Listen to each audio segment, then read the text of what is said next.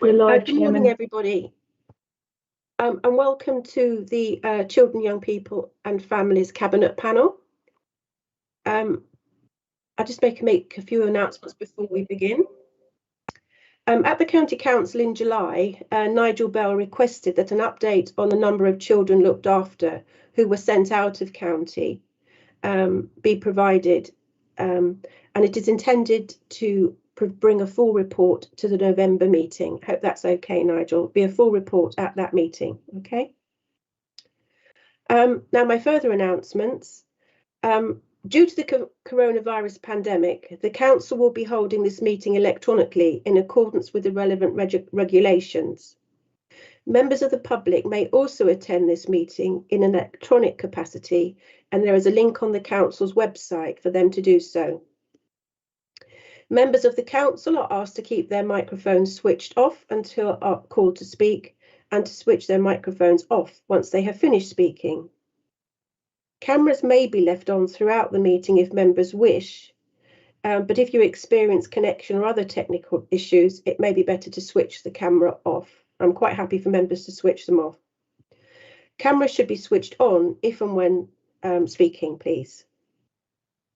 To indicate a wish to speak, members should use the raised hand function and only use the chat function when voting. At the end of the debate of each item of business, there will be a vote. Members should vote using the chat function by indicating for, against, or abstain, and I will declare the result of the vote at the end. Now, my notes say breaks will be at least 15 minutes will be held every 2 hours. We'll see where we are and see what members want to do. And that will only take place once a debate on a particular item is finished. Other breaks will be incorporated as appropriate. So I'm now going to go around and introduce members. I'll call your name, and could I ask you to just say hello and indicate where you represent, please. So first of all, Nigel Bell. Your microphone, Nigel.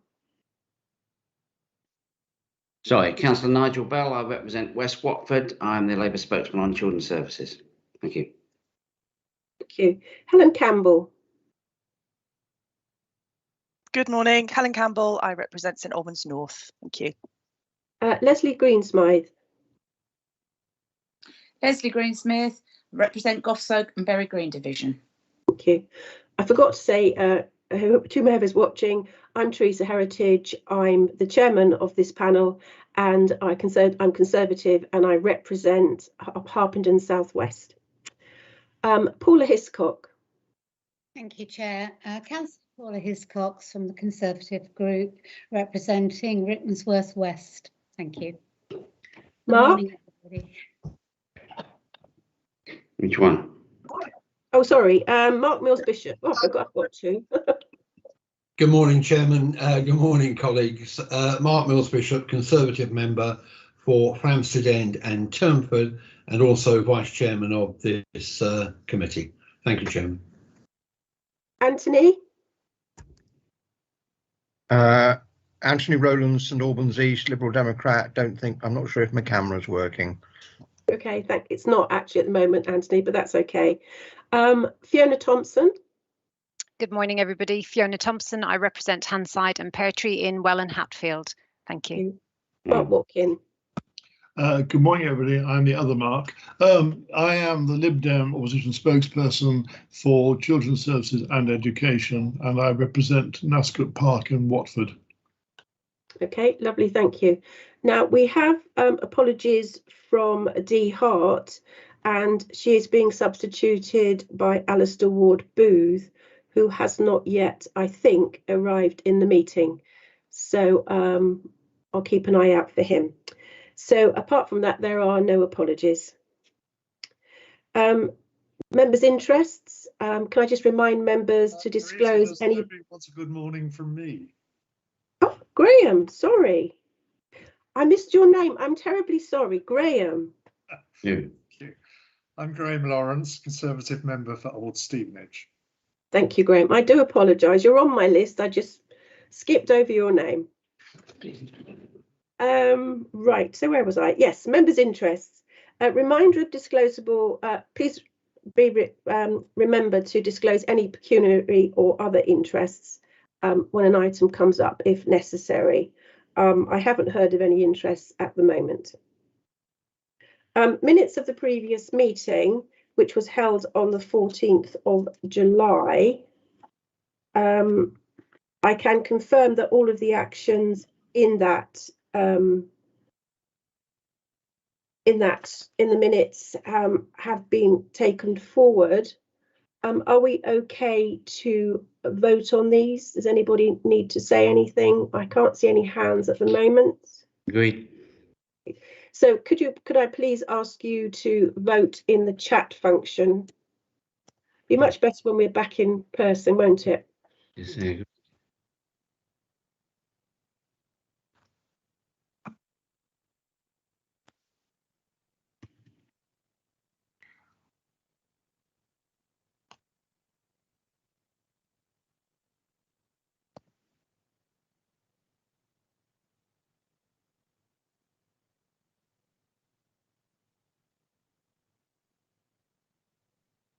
Okay, I think we're there.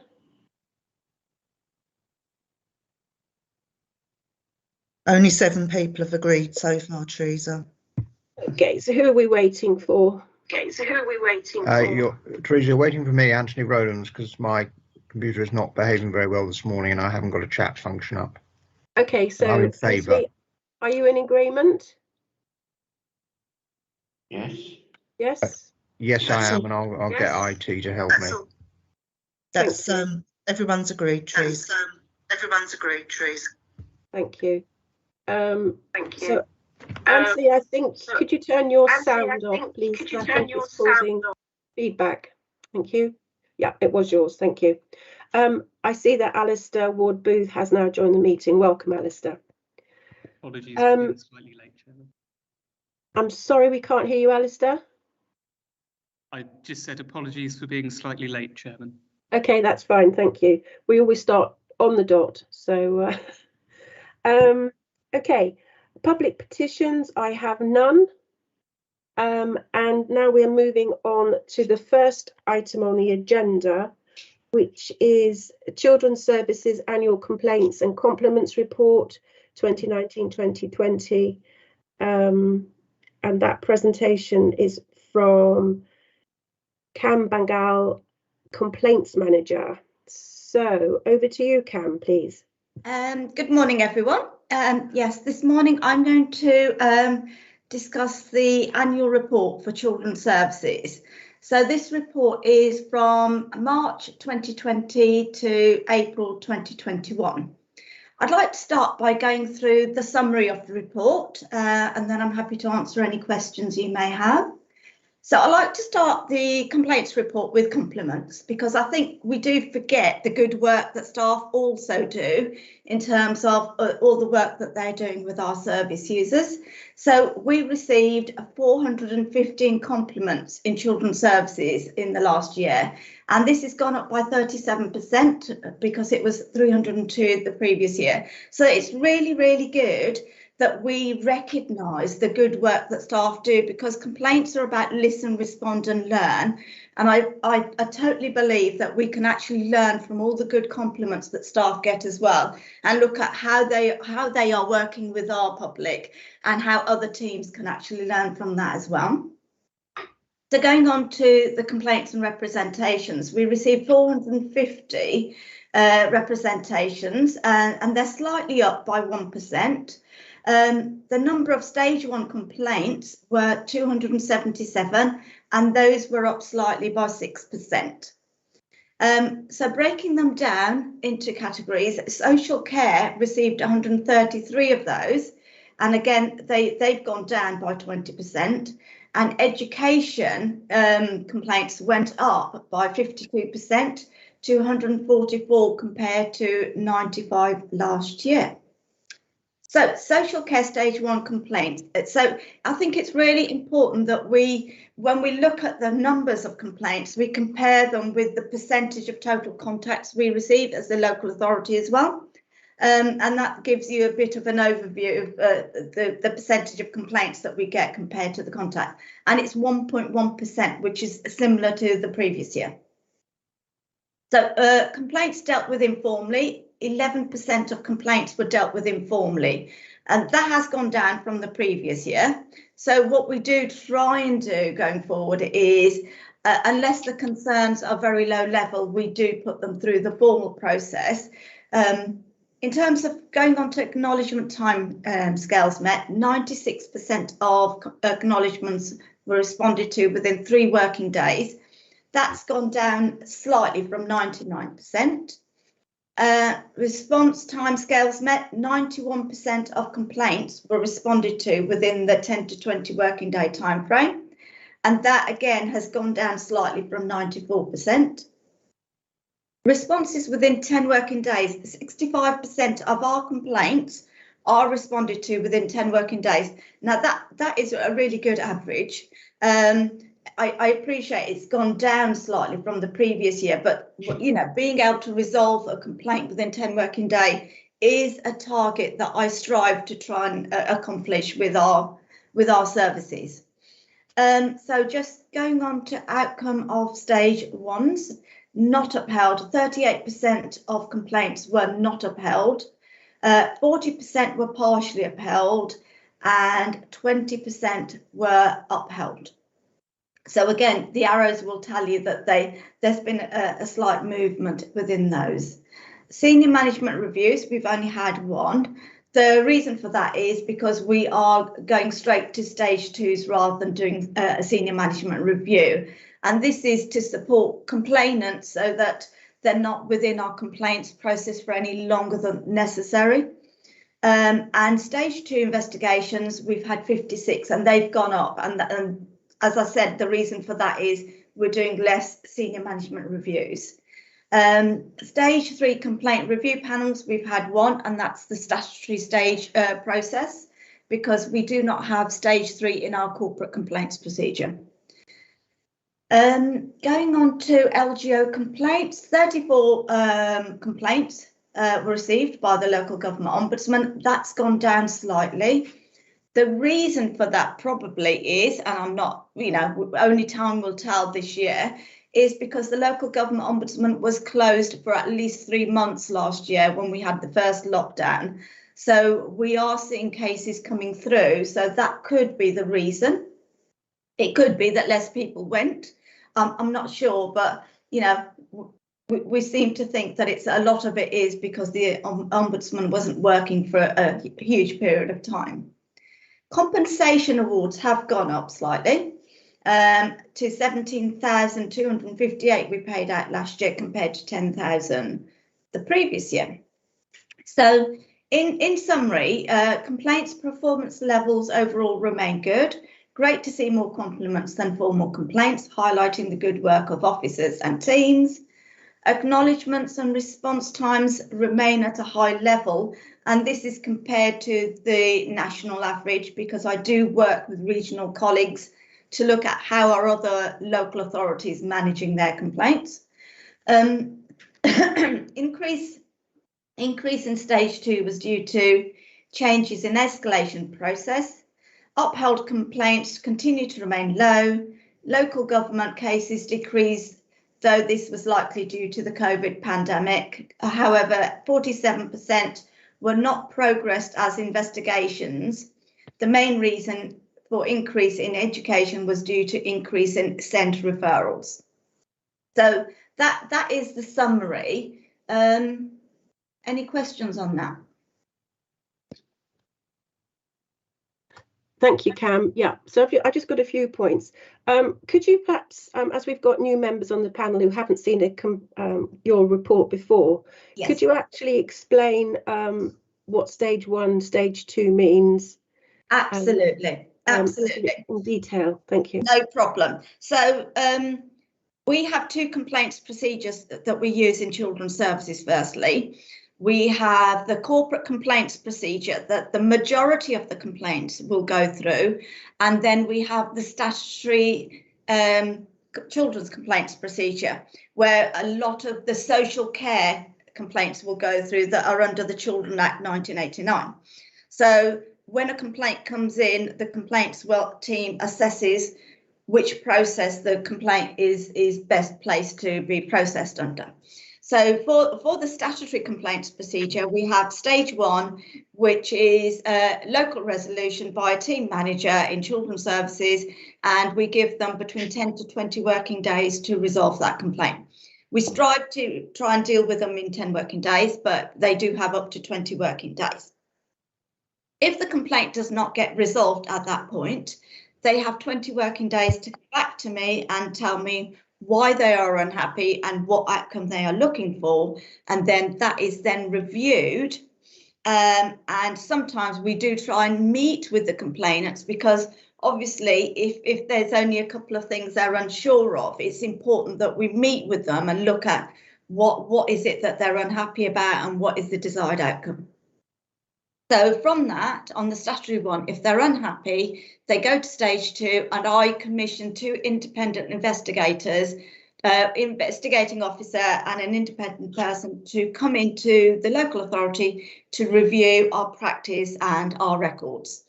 They then meet with the complainant, agree their statement of complaint, and will investigate the complaint completely independently. So for the statutory one, should they continue to remain unhappy, even after the independent investigation and the report, they then can have an independent panel, and I then commission 3 independent panel members.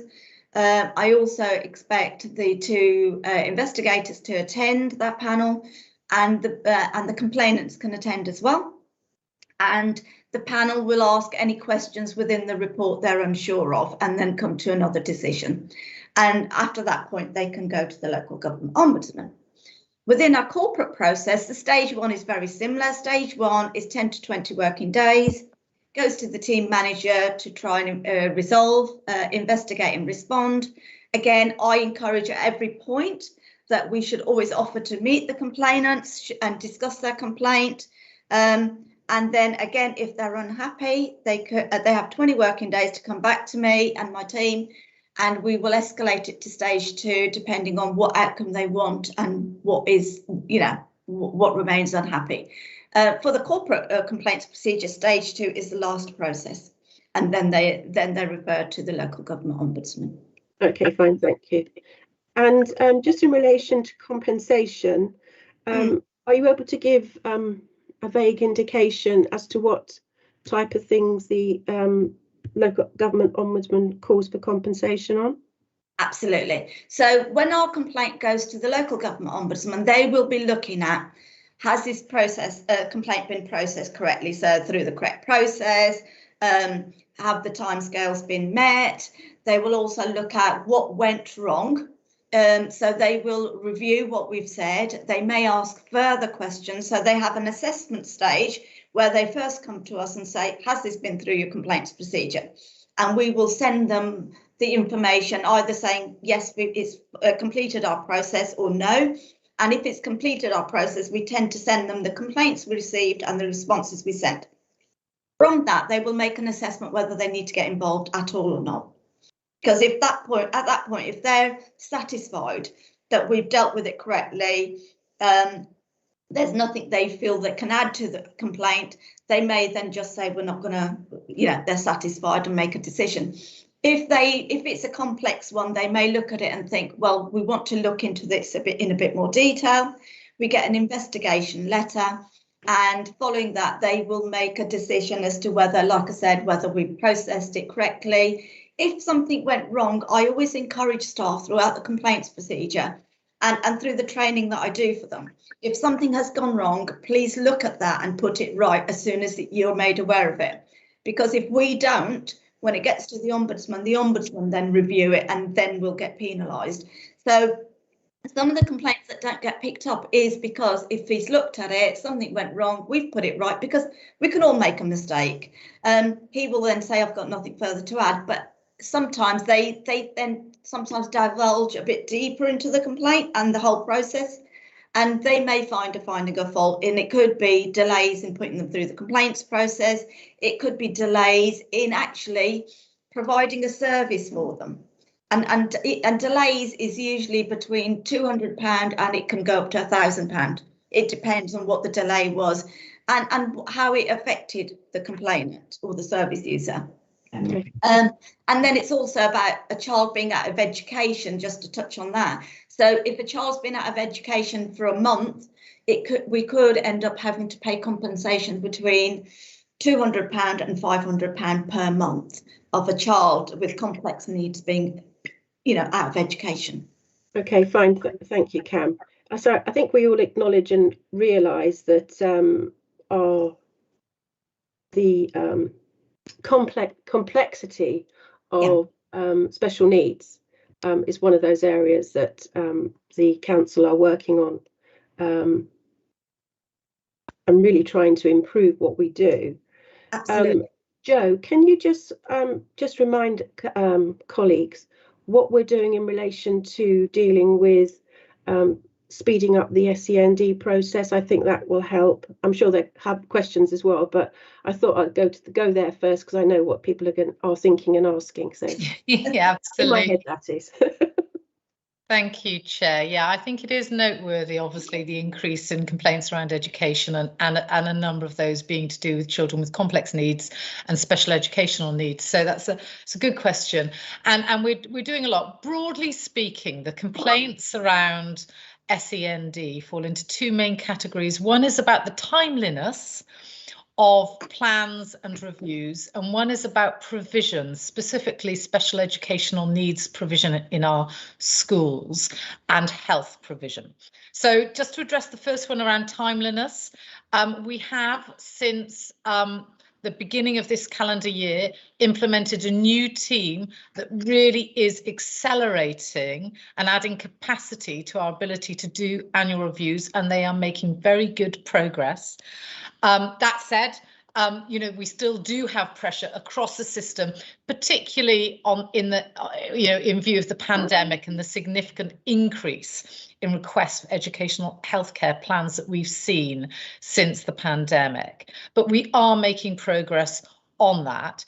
And secondly, around provision, there are two things to note. One is that we are working really hard to increase the amount of special school places available across Hertfordshire. We've created over 250 new places in the last 2 years, and we have our special school place strategy in place that will create an additional 300 plus places over the next 3 to 5 years. So there's a lot of work going on in recognition of the fact that Hertfordshire, along with many other local authorities, is experiencing significant pressure across the specialist system. And the last point to make, Chair, is that the pressures on our therapeutic services delivered by the NHS are also under significant pressure, and that those complaints also come to the council because we hold responsibility for the education healthcare plans, including the health provision that's provided. So we work really closely with our colleagues in the health sector. The pandemic had a massive impact. Many of those healthcare and therapeutic staff were temporarily redeployed. However, since last autumn, they've been back and working directly with families or providing remote support. And again, we are working very closely with them to make sure that we are closing the gap around therapeutic provision. So there's a lot of work in place, but we do recognise that we've got, we need to continue to work really hard to get this right. Sorry, thank you very much, Jo. Colleagues, I just thought we'd draw those few points out. So I'll now move to you. So can I take, I think there's going to be quite a few people asking questions. Could I take Mark and Anthony's questioning, and then we'll respond to that, and then we'll get to Helen and Nigel. So it's Mark Watkin, Anthony Rowland, then Helen and Nigel, and then Paula and Mark, Helen and Nigel, and then the third grouping, it will be Paula and Mark Mills Bishop. That's at the moment. Okay, so Mark Watkin. Well, thank you very much, and thank you very much to, well, first of all, congratulations to Children's Services for the fact you got more compliments this year than previously, and probably the most ever. So that's a very positive note, and to be welcomed. I'm actually going to pick up the theme of what Joe's just been talking about, actually, education healthcare plans. I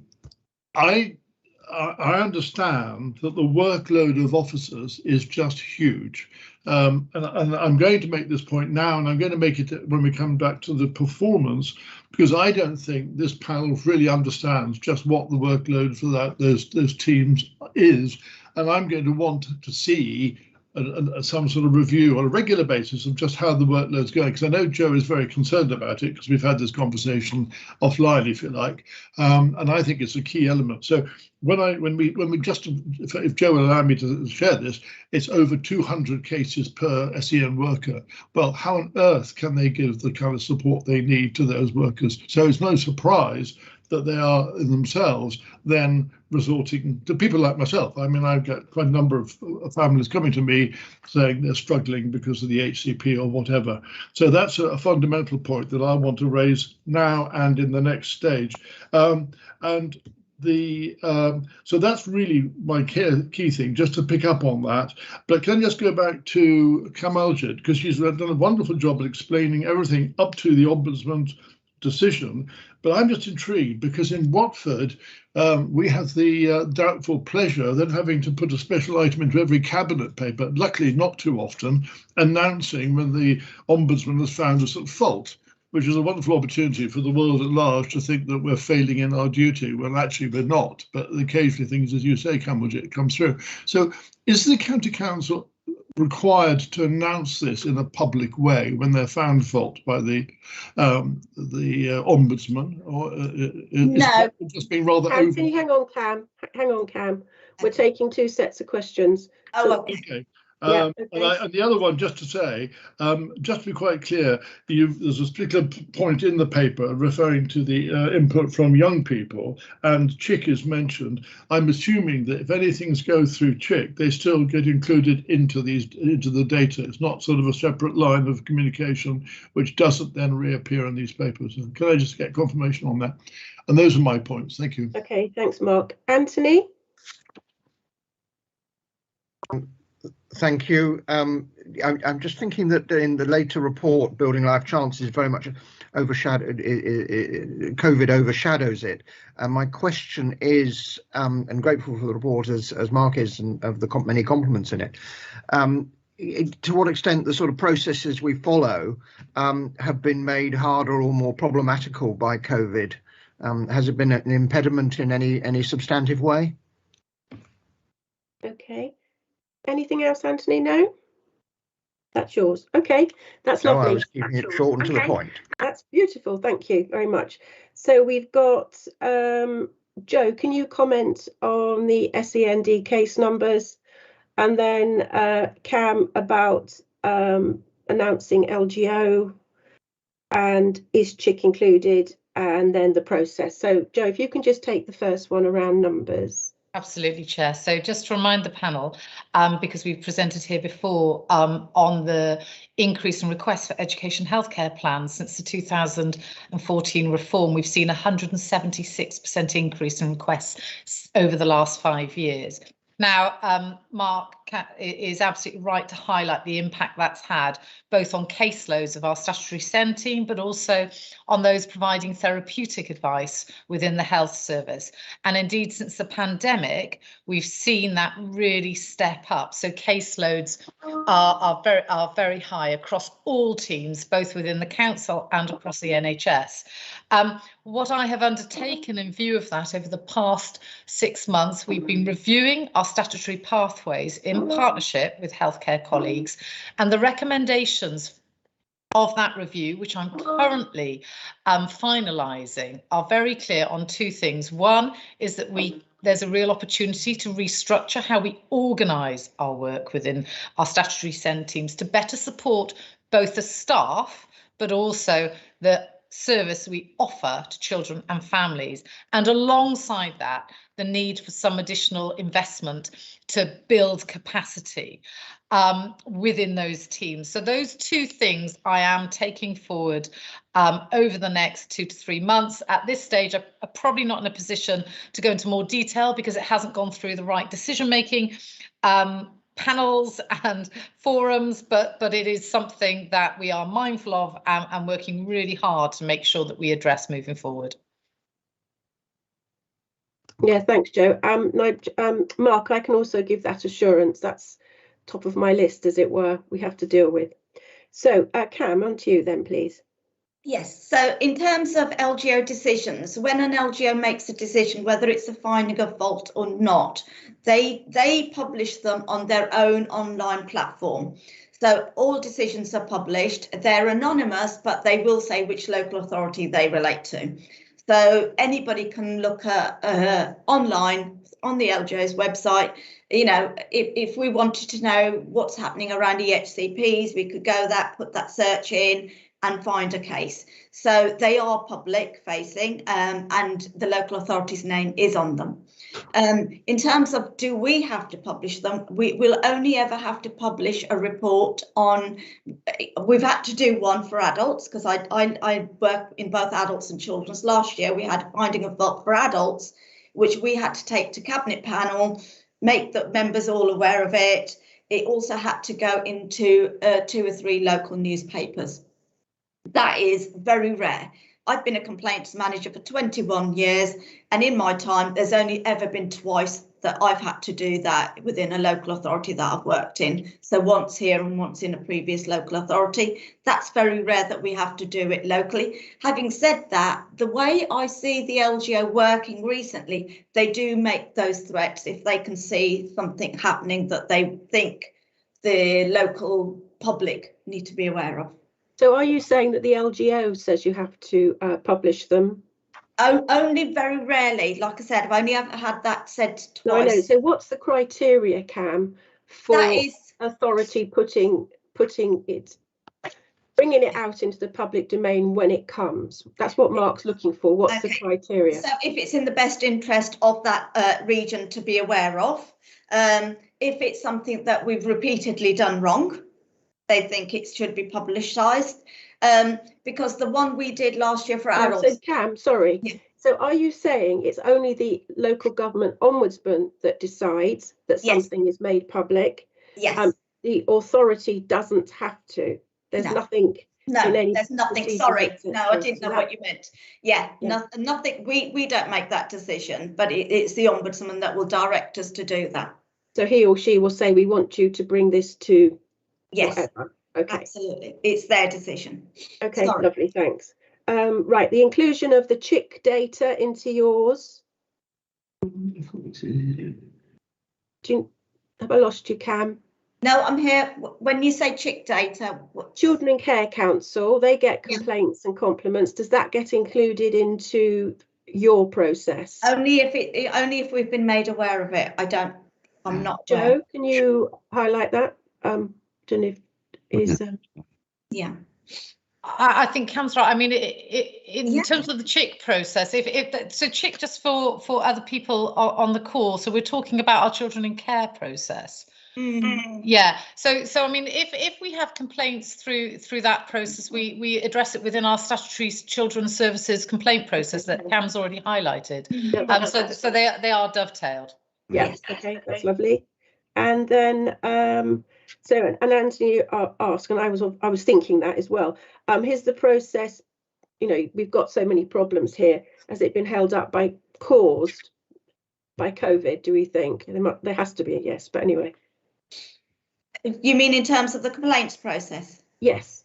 No, to be honest, I think as a local authority we have done extremely well. I've been part I know, but I know we've done well, but what I'm trying to establish is, has COVID had any impact on your teams working? No. Okay, so that's a no, Anthony. so we can't blame COVID, which is nice to not blame COVID for a change. Yeah. Mark, did I Can I understand you? on the chick question, because I'm still not entirely clear. I have a feeling what we've just been told. I understand that chick has a route to the leadership team to get their concerns addressed. But what I didn't hear, I think, is that their complaints are then focused into Campbell-Jitt's team, so that we're seeing only part of the story. Is that correct? No, Joe? No. So we work, you're absolutely right, Mark. We work really closely with our Chick Forum. Indeed, I met with them last night. And we have many conversations with them where they have a real opportunity to raise things that they're happy with, things that they're not happy with. And that's very much outside of a complaints process. That's about co-production. So that's about working together and addressing concerns and issues, but also strengths and building on them in an informal way. And that's just part of our business as usual. If, however, within that, a young person in our care or care leaver wishes to make a formal complaint, then of course that does feed into our formal complaint process. So I'm just making the distinction between how we sort of work in a co-production way in partnership with our children in care and care leavers, and how we would support them if they wish to make a formal complaint to do so and to have their voices heard through our statutory processes. And just on that, they do NIAS to support them as well. We get a lot of complaints through NIAS supporting young people, and those complaints, to be fair to yourselves and myself, I do like to meet the young people. So if I get a young person make a complaint either through NIAS or themselves, I always arrange to meet with them to make sure their voice has been heard. And can you tell new members what NIAS means, please? It's an advocacy service that we commission to support our young people. Okay, so what does it mean? Oh, Yeah. National Youth. You put me on the spot, Therese. I'm trying to think. National Advocacy Service. Youth Service. National Youth Advocacy Service. Yeah. Thank you. Just testing officers. Thanks. Okay, so now I'm moving on to questions from Helen and Nigel. So Helen first, please. Thank you very much, Chair. One of my questions is about NIAS, actually, so I'm really glad that I now know I can call it NIAS and not have to stumble through all of that. Thank you very much. That's my second question. My first one is about the complaints themes. Great report, by the way, and thank you very much for the detail in it. On that note of detail, I'm a little bit surprised not to see the complaints themes broken down. You've got some great graphics in the report, Kamal-Jitt, and I would have been really keen to see how the complaints themes are broken down, because for me there's quite a difference between, you know, not all complaints are the same, obviously. There's quite a difference between a complaint which is about a delay or about communication and a complaint that's about quality of service or a service not being available or being refused. So there's quite a difference there. I'd be really interested to see a breakdown, you know, in a pie chart, for example, or however might be appropriate. And I just wondered if there's a reason why you don't do that, and just to lay it out, is it possible that you could? Okay, I think it'd be So important. Cam, we'll come back to you in a minute. Cam, hang on. Sorry. Okay, sorry. Thank you. So that was my first question. And the second one is going back to NIAS. So I noticed, I'm just looking at my other screen here, I noticed that the contract that you have with NIAS says that they regularly undertake visits and meetings with young people to make them aware of how their voices can be heard. I just wondered, what does that contract say about the regularity, and how is it actually done? Do they pick a sort of snapshot of young people? Do they go through, you know, do they look at a particular type of young person? Do they look at a set of young people using a particular service at a particular time and go and speak to them and make sure they know how NIAS works and how they can reach the complaints process? And just tacked on to that, if I may, I was interested in the contact card that I see in 5.3.4 was introduced in 2017, 2018. Is that given as a rule at the beginning of a young person's sort of you know, first contact? Does everybody get it, or is it something they have to ask for when they're already facing an issue that they want to complain about? Thank you. Thank you. Nigel. Yeah, thank you, Chair. And can I obviously agree and be associated with what Mark said there, and obviously the emphasis by yourself, but certainly Joe, on pushing on this EHCP and the work you're doing on this, and also I understand the pressure that staff have been under. So I won't go into all that again, and etc. But I will note, actually, I was going to say at the start that, and obviously when I first read it and saw that compliments were up by 37%, so I was going to say why. I mean, I just wondered if it's because there's been a campaign, if you quite rightly put out there to say we welcome compliments. But and again, I was going to talk about NIAS, but I think Helen's actually raised that quite well. But on 6.5, I note that there's no equality implications. I know we've talked about this in the past, but that you do work, as I say, obviously with NIAS and Healthwatch to ensure, I suppose, that all complaints across all communities are taken up. So I'm presuming that covers that. But I say, other than that, I'm not going to go into other details. But I mean, just going to say that on the compliments, was it because you are putting out there to encourage people in a sort of subtle way, I don't know, and in different departments to compliment if they can and if they feel they should. Thank you. Yeah. So thanks for that, Nigel. I'll just say around compliments, we have reminded staff that they need to record compliments, and I suspect the compliments were there in the past, but they just weren't recording them because we're human beings, aren't we? And we only look for failure. We very rarely look for something that we do is good. But Cam, so Helen's comments, first of all, themes breakdown, NIAS process and the contact card. So can you deal with all those? I can deal with the themes, and I'd like to point Helen to 5.2 of my annual report, and the themes are there. They're not in a pie chart, apologies for that, but they are there.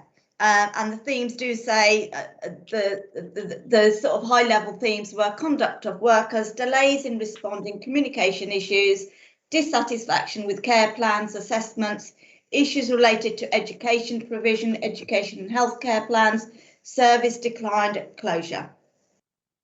So Helen, those were the high level themes that are in the report. So okay, hang on, Cam. So Helen, are you saying you're wanting more detail than that? Yes. Sorry, Cam. So apologies. I probably didn't make it clear that I'm very. I'm looking at 5.2 on my other screen. I've got your list of 5 bullets. Yeah. With the main themes of the representations received, the conduct of workers, delays. I'm just asking if it's possible to separate those so that we can see, is it 80%? Are 80% of your representations that you receive in, are they regarding conduct of workers, for example? That's what I'm getting at. Thank you. I can do percentages for next time if that's something that you would like going forward. Yeah. I think it would be very, very useful, and it could be quite enlightening. And I think it would just be useful to see which way things are going in different areas of complaints, because I do think there are, as I said, one complaint is not the same as another. Absolutely. Thank you. Okay, well, hopefully next year's list won't be so big, so there won't be so much. Okay, so the NIAS process and contact cards, I think that's back to you, Joe. Probably. Is Matt here? No, I don't think he is. So what I'll do, I'll give you a very brief answer, but rather than me start hypothesising without Matt being here, we might need to come back to you, Helen, with some more detail, or come back to panel on that, sorry. So very broadly, NIAS do meet with individual children. Our workers, our social workers and others are very good at making sure that NIAS have an opportunity to speak directly to young people as part of the statutory care process, etc. Whether or not they meet more broadly with groups of young people, I have to say I'm not aware, so I'll need to get clarity on that. I do know they meet with individual children very much as part of our care planning process. On the contact card, now my understanding of the contact card, this is a card that we give our children with the contact details of their social workers so that they can get in contact with them. And it's written down, and it's something that go in their back pocket or on a notice board, etc. Does that answer your question? Specifically, what did you want to know about the contact cards? So Helen, can I say that they get this as soon as they come into care? Yeah, I think I was checking that, and I'm not surprised to learn that, but I just wanted to know, because it wasn't quite clear to me if it was given as a rule as every child comes into care. It is. Yeah. So what we'll do then, Helen, is we'll circulate a note after the meeting around NIAS contract procedure, and also just confirm around the contact card, if that's all right. So we'll do a note out to all members after the meeting. Thank you, Chair. Thank you. And then on to Nigel's queries. Not really. They're not really queries, comments, are No, they? just on the. So am I still on? Yeah, Yeah. just on. I've raised it before on ethnic minority. I know we're not asking people to say their backgrounds, but in the past I've always thought about if children and their families, English might not be their first language, etc. But at least I see what you're saying there at 6.5 on the equality implications about working with NIAS and Health Watch. So I presume is that covered that point in there? That's what I was saying, really, to Cam. Yes, it is. I mean, we work with people with, you know, when we take a complaint, we take it in any format. So we do look at the needs of the individual that's making the complaint.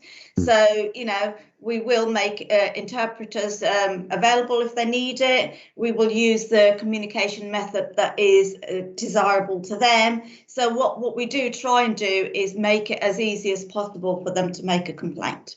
Okay, just needed to ask that. Thank you. Okay, thanks, Mark.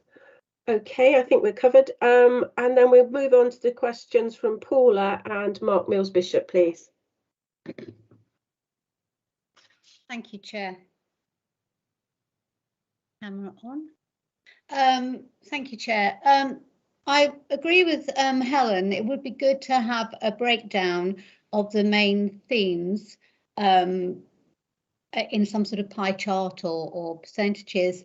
And I understand, you know, most of those themes are, because of the workload, etc., are things that perhaps are beyond our control in some ways.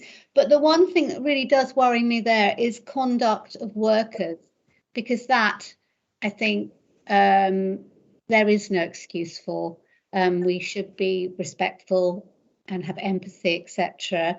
And I just wondered if you could expand on that for me and tell me what's happening to improve that one particularly.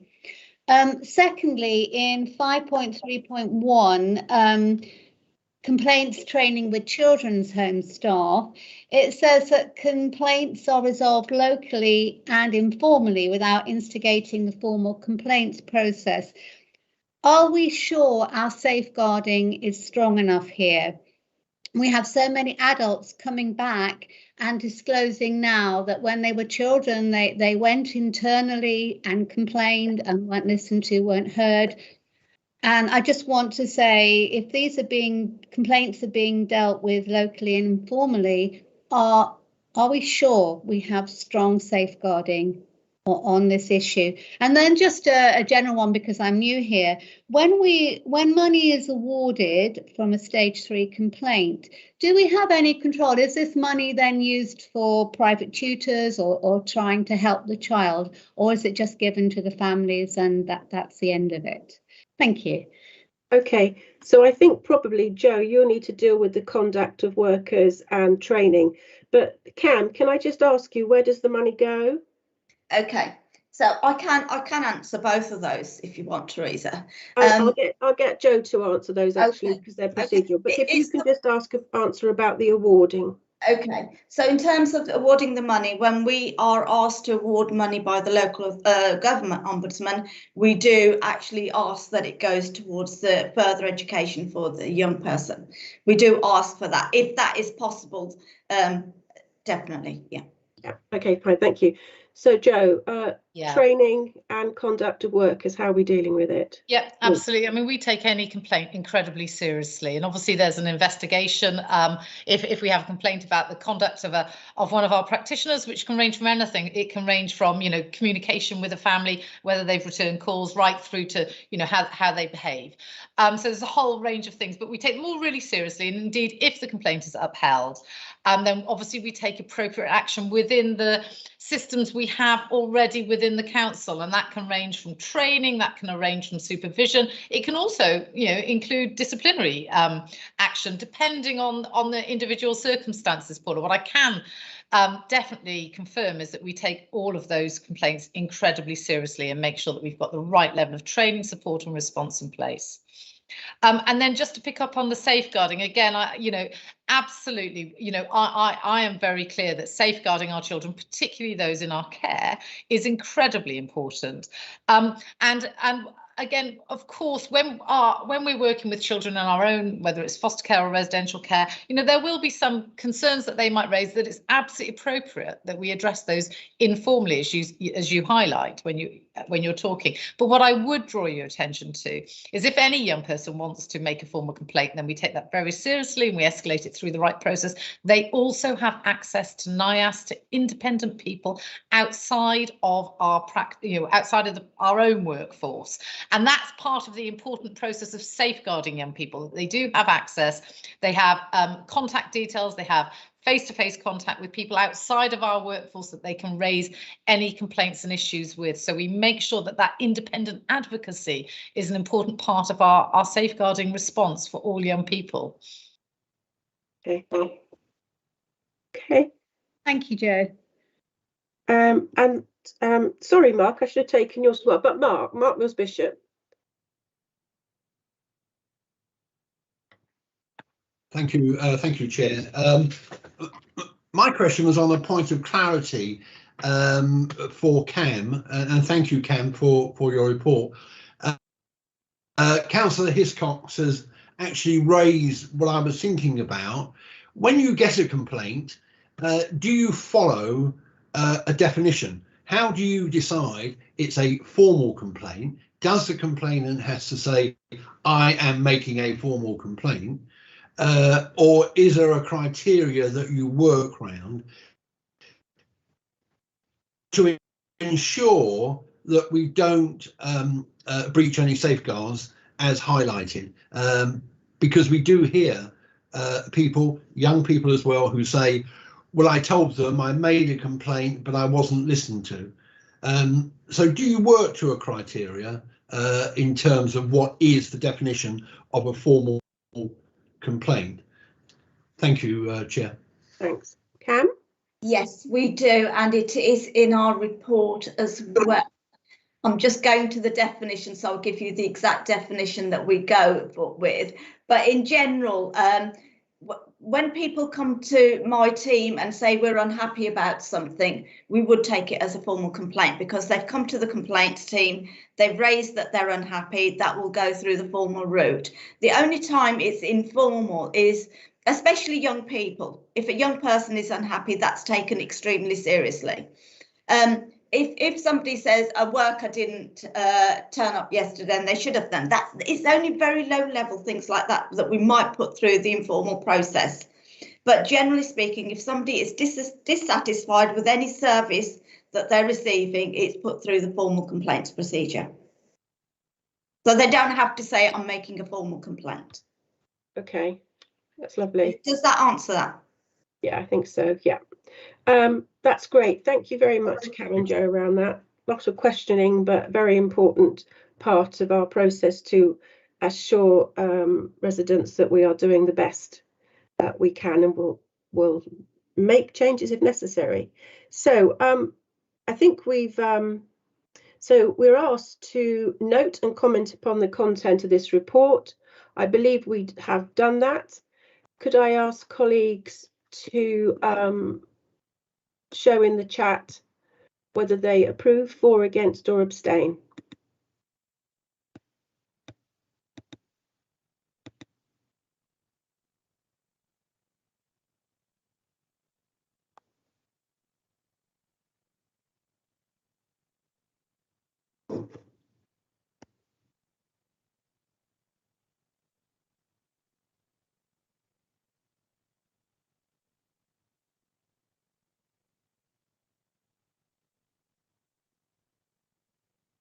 Auntie, I'm not quite sure if you can vote. How do you want to vote? For, I don't have a chat function for reasons I don't understand.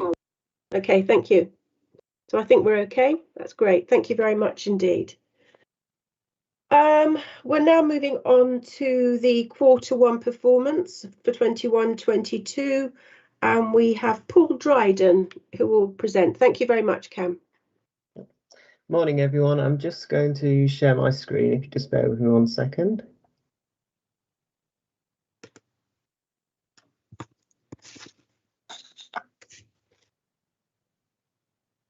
So just checking, can everyone see that? Oh, hold on 1 sec. going Yep, on to I log 3. can. Oh, Okay.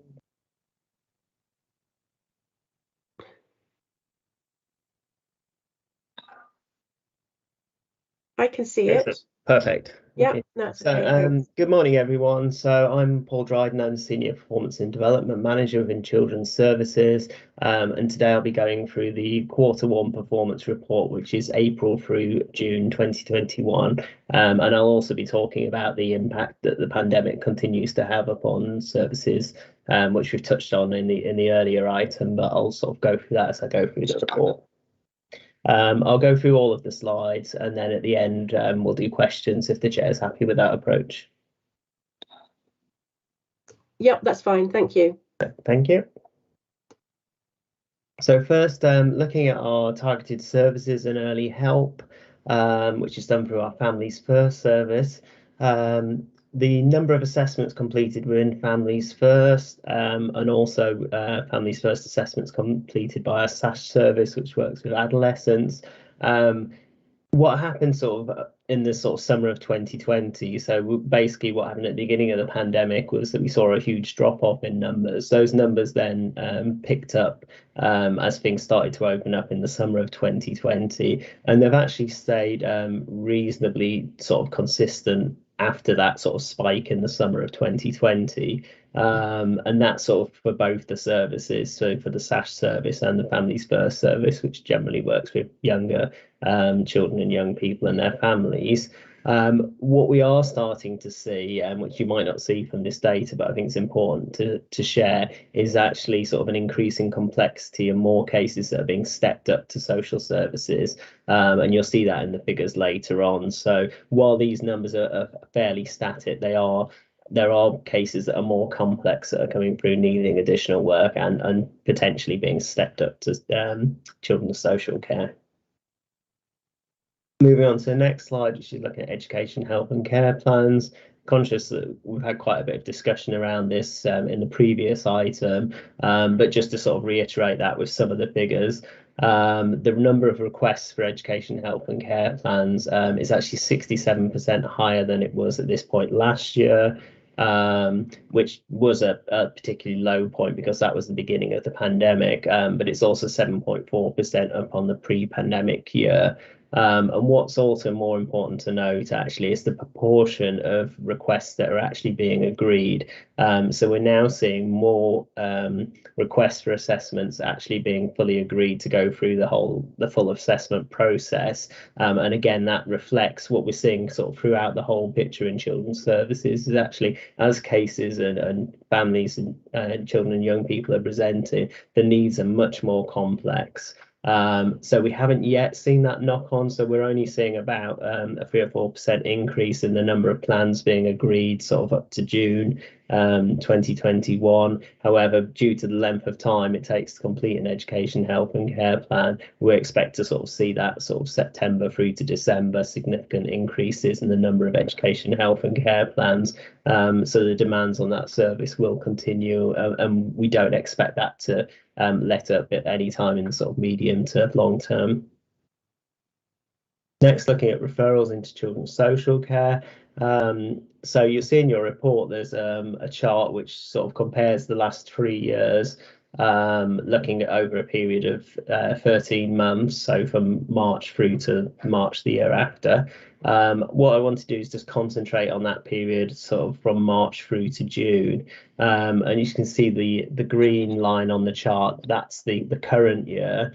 What was quite interesting in May actually is the numbers reduced to more or less what they were in the pre-pandemic period, but since in June the numbers increased considerably, so 28% higher than the pre-pandemic period and 30% higher than the pandemic period, to 598 referrals in the month.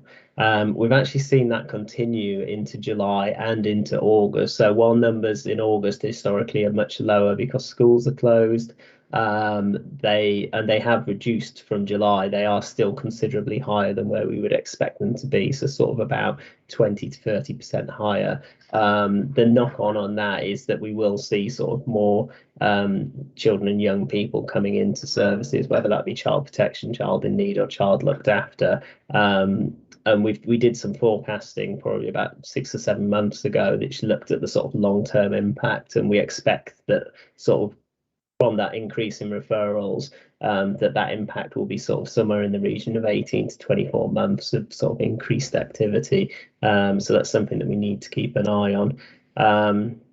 Just to note, that big increase in June was as a result of an increase in police referrals relating to domestic abuse. Next, looking at child protection conferences. Within 15 days of a Section 47 investigation. So where it's decided that there's a significant risk or concern about a child or young person, a Section 47 investigation is initiated, and within that point it has to be completed within 15 days. There was a drop in performance to 81% in June. We've been doing really well over the last 6 months. Most months have been over 90%. I'm pleased to say that actually it was just a one-off blip actually, and performance has since improved, and the months after are all again above 90%, which is really good. But just to note, as I mentioned earlier, we're seeing increased activity. So sort of when you look back at previous years, to see table below, but that's actually in the main report, you can see that actually there's an increase in the number of initial child protection conferences. So how we sort of manage those conferences with the capacity that we have will continue to be difficult. However, it has become easier being able to sort of have hybrid conferences with some people physically in rooms and others joining the meeting virtually. Next, looking at children subject to a child protection plan. So in June, the numbers were 433. I know that over the summer, those numbers have increased, so they're up to sort of just below 500 at the moment. That is still very low in the sort of national context. That would still make Hertfordshire have one of the lowest rates per 10,000 in the country. However, it is quite a considerable increase on where we've been sort of in the last 12 months. So if you look back over the last 12 months, the previous peak was in August 2020, which was 460. And again, that is a reflection of the increased activity coming through the front door. So children subject to a child protection plan for a second or subsequent time. So that's increased to 23.6%. So that's the highest it's been in the last 12 months, and there's been a continuing sort of pattern of that increasing over the last 6 months or so, and a lot of that is down to the issues around the pandemic, where particularly when services were closed, that families weren't able to access those universal services that they could previously access, but also being able to access informal support networks, so being able to sort of access support from family and friends. And it's also, we've seen evidence that it's led to sort of increased complexity, particularly around sort of drug and alcohol abuse, which has led to some children coming back onto child protection plans. Next, looking at the number of children looked after. So we hit a peak in the number of children looked after at the end of December 2020, where it reached 1,004. There was a lot of work done to reduce the number of children in care. Predominantly, it was around children leaving care rather than more children coming into care. And we managed to reduce the numbers to 977. The latest information I've got for data at the end of August looks at like those numbers over the summer have started to creep back up again and are sort of hovering around the 1,000 mark, just above or just below. And again, it seems to be that same issue about children exiting care rather than more children coming into care. So there's further work being done to sort of identify where there's children that can safely return home.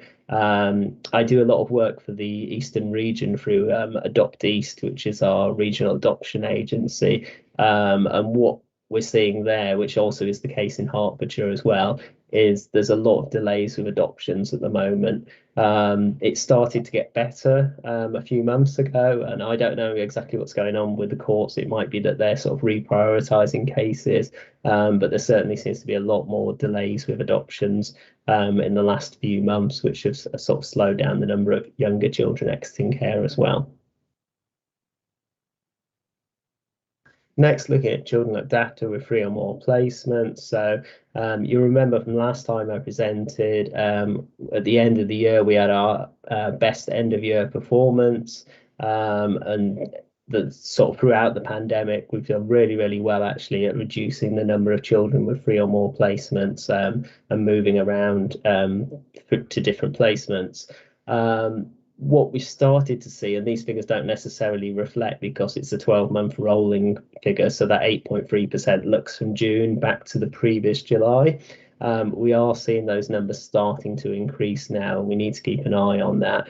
It's not yet become a sort of big problem, but it's something that we need to keep monitoring and sort of work out as the reasons why some children and young people are starting to move placements now. It may be that sort of cases were held and because the pandemic, and maybe foster carers were reluctant to change placements, but we don't know exactly what the reasons behind all of that is. And there are only small numbers at the moment, but it's something that we just need to keep an eye on for the next sort of 3 or 4 months. So children exiting care in the last 12 months. So what I mentioned earlier about adoptions. So the percentage of children exiting care via adoption is at the same percentage as it was back in June 20, which was at the beginning of the pandemic period. So we are still seeing those delays in children exiting care via adoption. We've seen some positive moves on those exiting care via special guardianship orders, and that's up to 10.6%. Which is better than it was at the beginning of the pandemic, but it's sort of not as high as it has been historically, where it's been sort of around the sort of 13-14% mark. So that hasn't fully recovered yet, and we'll just need to keep an eye on that. We are expecting at some point when the court delays start to reduce, that we will see lots of adoptions go through, because they're still going through the process within the sort of the council and the assessment process and matching and everything, and that seems to be on track. It's that final bit where the court hearing happens to finally confirm the adoption, where the delay is. Next, looking at care leavers aged 17 to 21 in education, employment and training. So back in March, this had reduced to 51.7%. We've since seen improvements to 53%. Which is slightly better than where it was at last year, which is 52.8%. And there's a lot of work going on to sort of look at how we can make sure that we've got opportunities for these young people who are care leavers, sort of ring fencing opportunities within the council for care leavers, and also looking at opportunities within the NHS and district councils and other organisations that we partner with, to sort of make sure we have opportunities for those young people. The only thing to be conscious of, sort of when we look at the next set of data, and possibly the data up to December, is obviously the furlough scheme is coming to an end in September, and that may have an impact on some of our children and young people. And then the last slide I wanted to go through was just something that was requested last time at panel, which was looking at vacancy rates, particularly in hard to fill roles. And just wanted to focus on one of the charts that we have, which is around the vacancy rates with qualified social workers and children's residential and care workers. So there's been a lot of positive work with social workers. So there were 23 vacancies in summer 2020-21, so June 2020 that would have been. That's since reduced to 7, which has been really positive. You've probably seen a lot of talk in the media about burnout, and how people are, it's mostly sort of focused around the NHS, but also other frontline roles such as social workers, where people are sort of stepping away from the profession, and we've managed to prevent that. And made sure that we've got a low level of vacancies, though comes with a health warning that there has been an increase in agency costs, and that's something that's happened across the region. So we do have a regional agreement around agency rates, so we're not trying to not undercut, I'm trying to think the word, but basically we're not trying to sort of outprice neighbouring local authorities and poach workers from them. But nearly every authority in the region has actually got an exception to that now due to difficulties in recruiting social workers. Just to note this sort of the vacancies around children's residential care. So you see that big spike going up to Q4, the end of March, where there's 46 vacancies. A lot of that is actually to do with increased provision, actually. So we're opening up new provision, and therefore there's increased vacancies as we go to sort of fill those posts. And you'll see that that's actually reduced sort of coming into the summer of 2021 to 39, and we expect that to reduce further as we recruit into those posts. That's everything. If you've got any questions. Thank you, Paul. Can you hear me? Right, I was echoey. Right, I've just got 2 points, if I might. In relation to the vacancy rates, could you just give an indication to colleagues how many people we currently employ in those areas? Because they're small numbers compared to, I think, the large workforce that we have. So just to, bring it down to reality. And also on social care referrals, are you able to give us any themes? There's been an increase of young people being referred. Now, you mentioned domestic abuse, but is there increase in referrals in relation to neglect? It would just give a flavour, especially for new members. Thank you. So I don't have either of those figures to hand, so I'll go back and I'll get the total figures of the workforce. I've seen them, so I can get them quite easily. They're available on the intranet. With regard to the themes, so certainly domestic abuse is the predominant theme that we've seen throughout.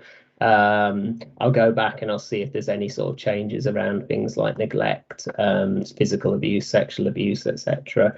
And I'll share that around with the group if that's okay. Yeah, that's perfect. If you could come back with that. So we were aware that during COVID, the cases of domestic abuse have risen, and it's something that we're all very conscious of, and I think that's a national issue as well. But that would be great. So, okay, I have there. So I've got Nigel, Nigel Bell, Fiona, Mark Watkin, Paula, Anthony and Leslie. So let's try again going in pairs, see if I can remember by the end. So let's start with Nigel. Thank you, Chair, and thanks for the comprehensive report, Paul. And obviously I have raised some of these with Joe in my briefing. And obviously going back to the beginning, as we mentioned in the last report on complaints, the 6.8, 6.9, that increase and the EHCPs, and I understand what Joe's saying about that this is that she's emphasising and making a big push on this.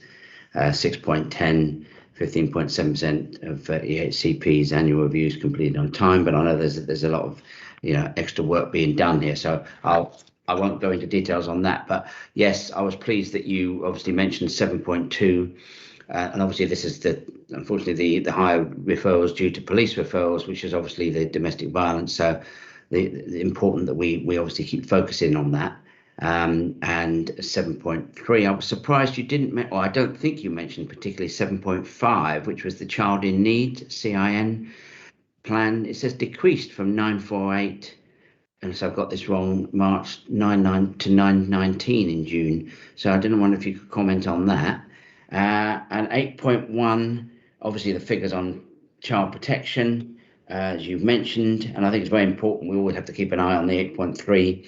Child protection for a second time has increased, and again, we've got to watch on that, the same as 8.31, as you did so well the last time, and we commented on that. Long-term stability, we need to be careful on that. And again, the points that are raised with Joe off here, that 9.5, the adoptions and the SGOs, clearly, if I thought that courts were hopefully getting back to not normal, but at least normality, and that therefore once the court system, the legal system starts to get back, hopefully that will help on the adoptions and the SGOs. But maybe you could comment a bit more on that. I thought they were getting better.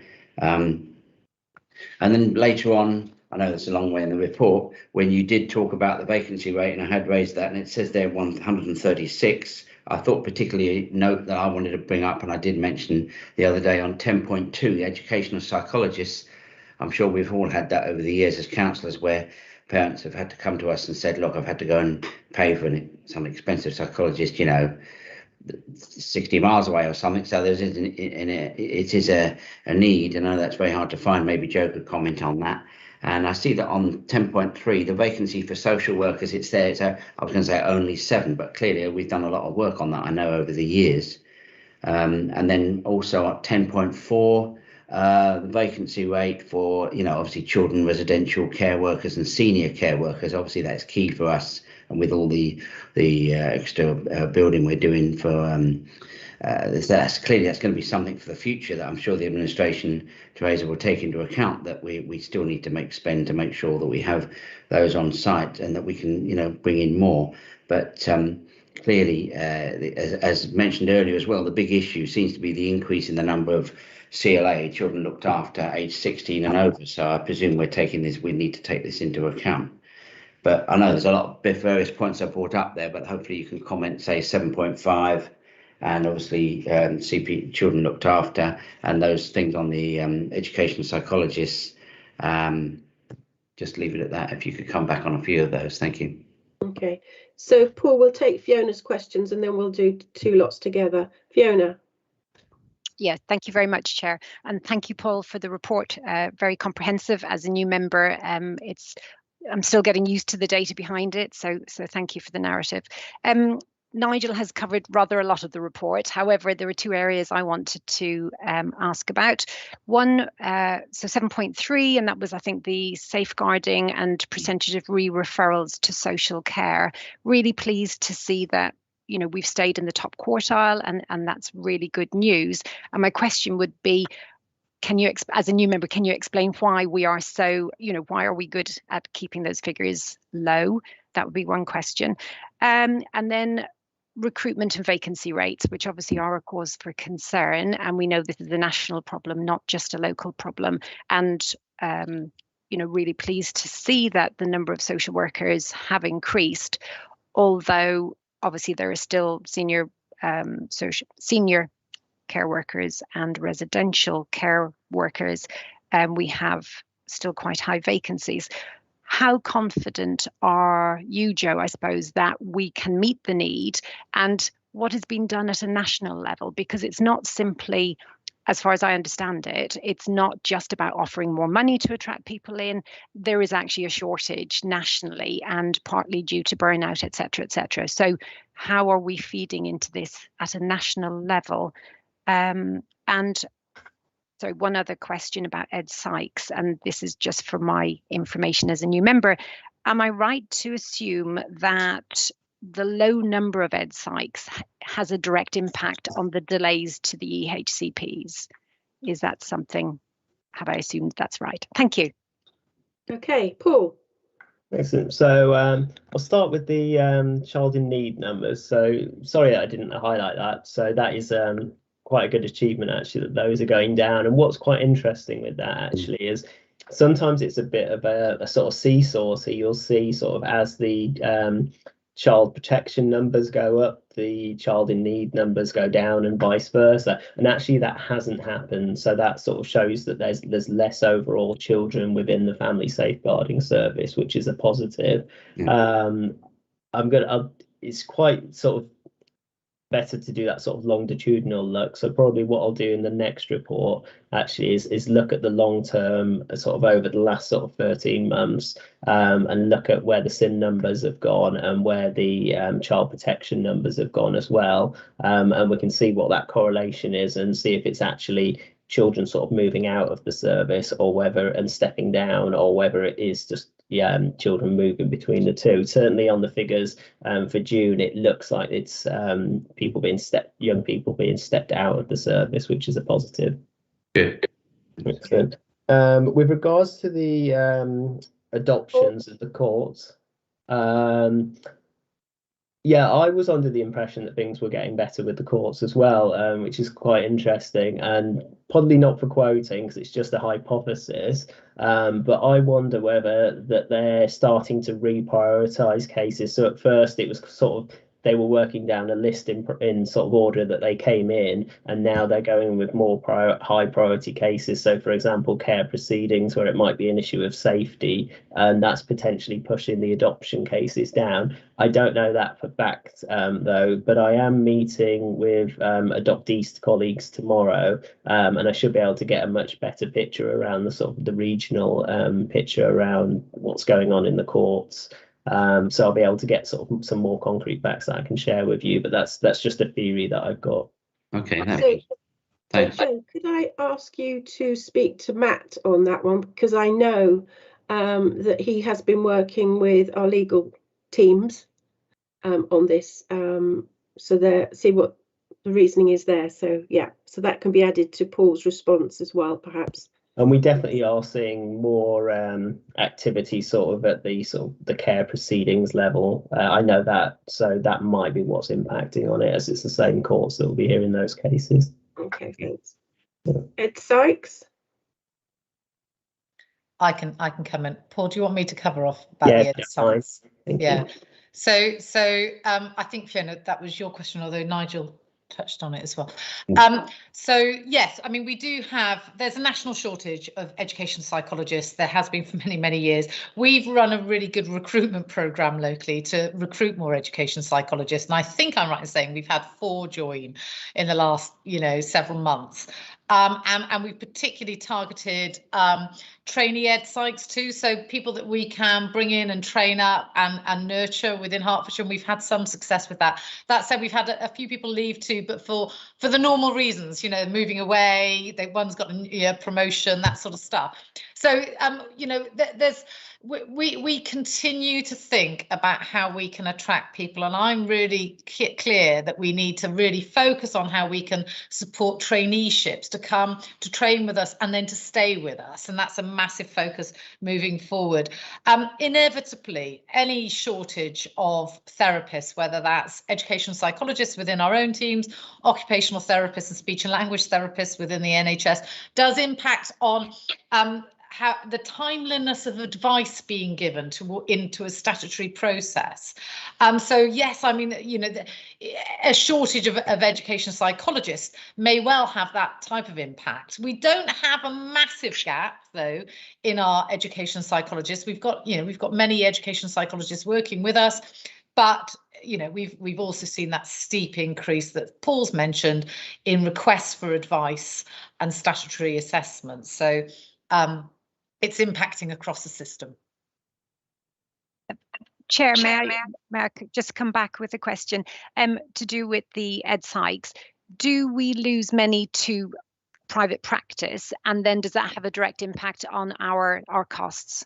We have lost a couple to private practice, you're absolutely right, because obviously they can go away, and given the national shortage, they can earn significant amounts doing private practice. And again, I know that that's happening, just speaking to Eastern Region colleagues, it's happening across the board. But I think, when I say a couple, I really do mean just a couple. Most of our education psychologists that work with us are absolutely committed to a sort of, public sector ethos and working with us and supporting vulnerable children. And we've got some great staff within our teams who are wholly committed to their work and to their jobs. So I'm just sort of putting that into a broader context. Okay, thank you. Nigel, following up on that? Hi, thanks. Yeah, thanks for the other answers and what Paul said, and I'll look forward to that. Just on Joe, can you just comment on the children residential care workers and? Yeah, we haven't finished yet. We haven't finished your section yet. Don't worry. We're just doing Ed Sykes at the minute. We've done Ed Sykes. CLA numbers. Yeah. So what was this question specifically around CLA numbers? I missed that one. Just Nigel was asking really why they're going up, and I think you did cover that in your response. Yeah, so it's predominant. So the numbers of children coming into care are fairly static and in line with where they've been in previous years. It's predominantly around children leaving care. There was a lot of work done in the sort of period sort of up to the summer, before the summer, to reunite some of those young people with their families, where potentially the impact of the pandemic had stopped that, so they weren't able to do that level of work with the family when social distancing was in place, etc. That's all been done, and those families that had been identified and it was easy to reunite have been reunited.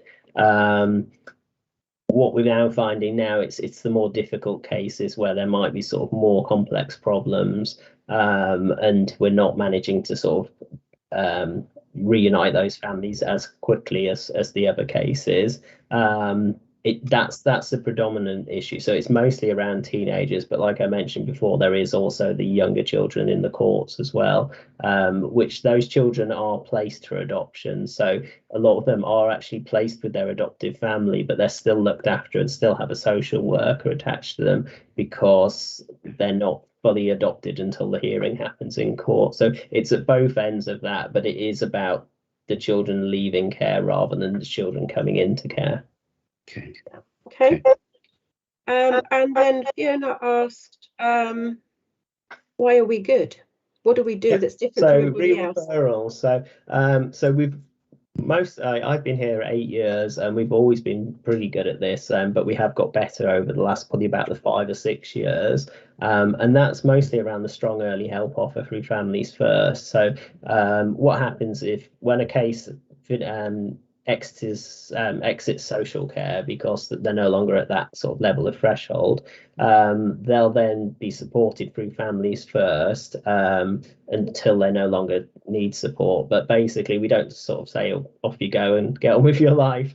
They'll still have that support, so that stops sort of families sort of rebounding back into social care, and that's worked really well, and you can see from the figures. So we don't get those families coming back in once they've been stepped down, and they are stepped down at the right time when it's appropriate. Okay. And then there was a question, wasn't there, about recruitment? What are we doing nationally? So, Jill, do you want to comment on that? Well, there's two things. It was specifically to do with the residential care workers, I think, Fiona, and Nigel, that you were asking that question. And you know, you're absolutely right. There's a it's a national issue as well as a local issue. Locally, what I can say is we've got a really good recruitment program going out, and we're doing everything we can to think about how we can attract people, offering training, really thinking through where we advertise as well as how we advertise. And there's a lot of work going on to try and fill some of those gaps on a national level. This has been picked up by the ADCS, so the Association for Directors of Children's Services, and they've raised that type of issue too with government. It comes down to the status of the profession, the pay, the training on offer, all of which we can influence and do something about on a local level. But you're absolutely right. We're also sort of raising it at a national level. I'm not sure that the solutions at a national level have been arrived at yet, Fiona. So there's a little bit of watch this space and see what comes out as we move forward. But it's certainly something that's been flagged on a national level. No, that's really good to hear, because of course, without it being addressed nationally, then we can't hope to move forward successfully, and families will suffer and children will suffer. Yeah. So Fiona, that's one of the issues that's being addressed by the social care review that's going on with Josh McAllister, which hopefully will report later in the year. Who knows? I don't know what it'll say, but it might have some suggestions about solutions. So we're watching that carefully. Okay, so that's Nigel and Fiona. So can I now take questions from Mark, Watkin and Paula? Mark, well, sorry, yes, I was just sort of coming back into the system. First of all, thank you, Nigel, for asking all those questions. It sort of means I can focus back in on my favourite area, if I can call it that. Two questions, really. I can start with the basic one. Just the vacancies, social workers.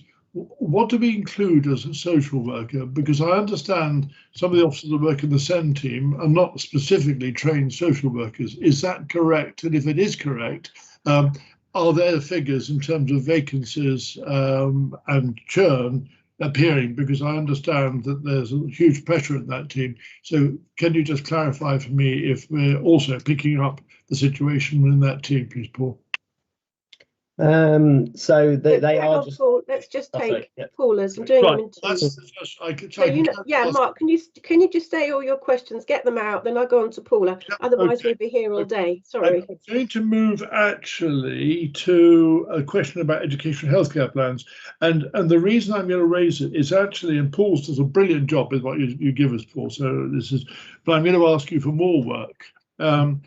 Yes, we're getting lots of education healthcare plans, which I think is a positive, but in a sense it reflects, I fear, that schools are not yet able to take up the load. So we're getting passed up to our 3 HCPs, and that's a big national thing. But what we don't see is what's happening with those EHCPs in terms of their outcomes. In other words, I believe there are many hundreds of children who now have an EHCP but are still waiting to actually see anything coming from it in terms of school places. Jo has alluded to it with her reference to the fact we're growing our special school places, but sometimes it isn't even that. So I would like to see some data about what's happening with EHCPs, because in a sense, they're a bit of paper. They're a massively important bit of paper, but what we really want to see is what they generate and how they're actually resulting in results to the families that are waiting sometimes for years to get the nominated school or nominated support that they require. So I'm actually going to look at, I'm asking for more on that, if I may. Next question, Mark. And finally, just, well, it really reflects the annual review figures, which we've touched on before, but I think I should keep it at that, because I think that actually, and there's just a general comment, picking up the sort of sense of theme that comes through from you, Paul, about the impact on COVID and the long-term damage that may mean to the financial situation for this service and the service we're giving to our families. But I don't think that's a question you need to answer. I'm just reflecting what you said to us, because it's going to come on into the next paper we do. But I think I'll leave it at that. Thank you. Yeah, thank you. Paula? Thank you, Chair. It's sort of picking up what you were just saying about the special educational needs. The fact that they've gone up, and thank you very much, Paul, for your report. It was really informative and clear, especially for us who are new to this panel. That they've gone up, and they, looking at your report, they're going to continue to go up. I presume this is COVID and the fact that children maybe are more aware how to access the what's needed for their children, and we've got COVID, etc. But it puts a big load on advisory teachers and other people that need to complete these. And as I know, the schools then don't get the funding until all these things are in place, so they can actually put in the special teachers, etc., for the children. I see that one of the things we're looking to do is to shorten the reports, which maybe will help some of those people that are having to fill them all in. But how really are we going to deal with this? Because as you say, these numbers are going up.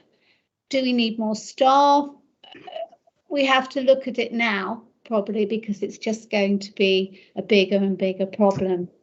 And my second thing was about the percentage of children with a CPP coming back for a second or subsequent time. I know Paul was saying sometimes they drop into drugs or whatever and come back.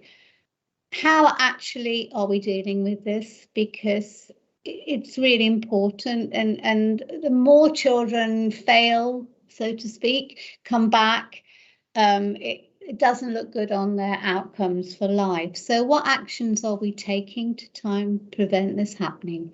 Thank you very much. Paul, okay? Right, so what is a social worker? Yeah, so with these figures, they're referring to qualified social workers that work within children's social care. So they wouldn't pick up those people that are working within the SEND service. So then I might refer to Jo around sort of what we've got sort of information around recruitment within that service? Yeah, we haven't actually previously reported on that. We do know, I mean, Mark, I think, was flagging it, wasn't he? That, absolutely right, there is some churn and some vacancy within our, within our Integrated Services for Learning, ISL, the team that deals with children with SEND. And we have had churn and we have got vacancies because those teams are under significant pressure. And that's been going on for some time. We are looking at all of that. And it's sort of, just to say, because it does sort of come a bit into what Paula was raising. So what we're now looking at is how we reorganise that team so that we make sure that their caseloads are more manageable, and we think about capacity and what we've got to do to invest into those teams. That's a current piece of work that's underway at the moment, that I'm happy to come back at some future date once the recommendations have all been signed off and tell you about, but we are very aware of it. So yeah, I hope that answers the question. Okay. Outcomes on EHCPs, are we able to report on that? So I'm not sure, but what I was thinking is possibly like to put this into the performance report as like a couple of slides might not do it justice. And I was wondering, so whether it'd be better to do a specific piece of work around this. I was going to say exactly the same, Paul. And actually, what we could do is we could ask David Butcher, who's responsible for the sort of more detailed performance information around SEND, to think about bringing back a future report that looks at the outcomes in terms of where children move on to, you know, numbers in mainstream schools, numbers in special schools, etc., which I hope would address Mark's question. Yeah. But I see he's got his hand up. Can I just say that I think that lots of questions around EHCPs, every meeting we have the subject and we do bring reports, and I no disrespect to colleagues, but we do keep saying the same thing. So we are working on this, and I think probably we need to sort of assure you that we are doing it and decide when we're going to bring back a full report. There was quite a long report last meeting, but Joe, when do you think that the next panel meeting is? November. Is it November? Yeah, I mean, David's not here, unfortunately, so I'm trying to double guess what he's got his hands on that he can readily pull together. But I certainly think we could bring through something around outcomes for children with SEN. Can we bring around the reorganisation of the SEN team? I'm just working through my head that if it's not November, let's aim for November. If it's not November, it will definitely be the one after that. There's a decision-making process which is linked in with the integrated plan chair. So I just need to have checked some dates outside of this meeting, but if it's not November, it can certainly be the one after that. So can I just assure colleagues, this is the top priority for me, and it has been for about the last 18 months. And we're doing really well and staff are really working well, but we have still that blockage at the end of it where we're still waiting for schools to be built. So, you know, ultimately that's the case. So, are we okay with that? Mark, is that, have you got a problem? No more questions, but... Well, no, I just want to come back on that last bit, if I may, and I don't think that our reports have actually covered enough about the pressure on the team. We've just identified that actually we're not getting data on churn and indeed, you know, the impact. So I've noted that, Mark. You made a comment about reports coming to panel. I'm just reflecting some of the gaps in where I think our knowledge has. Okay. Maybe not to you, Terry, but you know, I don't think there's been enough on that. But I think there's another question, which it's really picking up something Paula said about schools getting better support and investment, and this is obviously to do with the exceptional needs funding, which is too low in our schools compared to other counties across the LA's thing. And I think surely our drive, rather like getting child protection plans down, is to try and manage the reduction in EHCPs, but not in a way of putting up blocks, but actually let's see if we can't get the lower level of support there better set up. And I would like to see that as a clear strategy. So Mark, so you're actually, as you know, you're sort of covering now education as well, because that sort of subject does come up into the education panel, and that's something Joe and I have been talking about as well, how we can sort of square off the Well, I'm information. very happy to around. raise it with Terry Douris as much as I raise it with you. No, Terry. we need to square it off so it's in one place. So we Absolutely. know that. But I think that's a strategic point that I think we've got to bite the bullet on. Well, we are. We're always battling for high needs funding. And again, we're hoping that there's the SEND review nationally, and there's quite a few conversations nationally around SEND funding that we're putting our points through on. So colleagues, can I leave that one there? Can I just say to colleagues, if you've got questions on SEND, I quite understand, but I think we've said all we can say around SEND. So I would steer colleagues with questions, and I've got Anthony and Leslie still to ask. Anything else, please? Okay, because we keep repeating ourselves, and I know it's your opportunity, but we do keep repeating what we're saying, and I want to try and track. We've got 2 more large pieces for this meeting. So Anthony, then Leslie, please. Thank you. I'll endeavour not to repeat myself. Right, just a couple of comments. I was going to ask a question about the child protection conferences, but it's reassuring to know that the numbers have gone back up, because clearly that's an extraordinarily important metric that we receive. Secondly, an interesting discussion on residential care. Fiona's question was a good one, and I listened carefully to the response.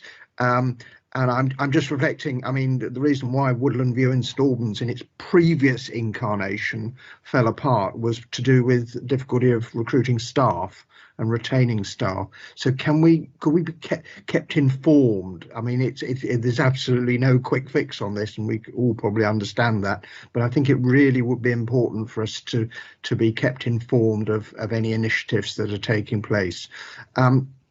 And the third area, just on children looked after and the judicial process. I'm very, very grateful for Paul's terse and concise introduction. I think he missed a word. Adopt East is not an agency, it's an alliance. And we fought hard to ensure that it was an alliance, not an agency, because that was really important. But more substantively, in terms of the judicial issue, I just wonder, and probably this is more to Joe, I mean, what level of representation are we making? Because one could imagine there are a host of different areas of the work that you cover where judicial delays are then personal tragedies, and where this is so important. And I guess this is part of Rob's rather monumental inbox, but I think I'll be just interested to know what level of representation we can make and will be making, and perhaps request that we hear more once we've got a formal response. Thank you, Teresa.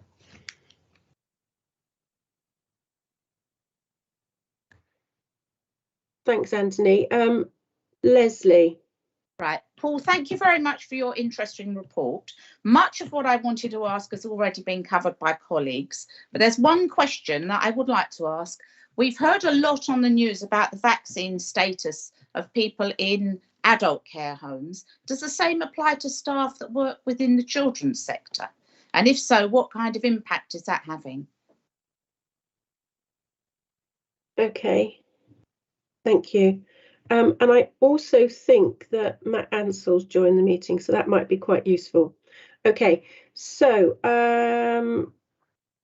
Paul, child protection conferences, or that's more of a comment, wasn't it?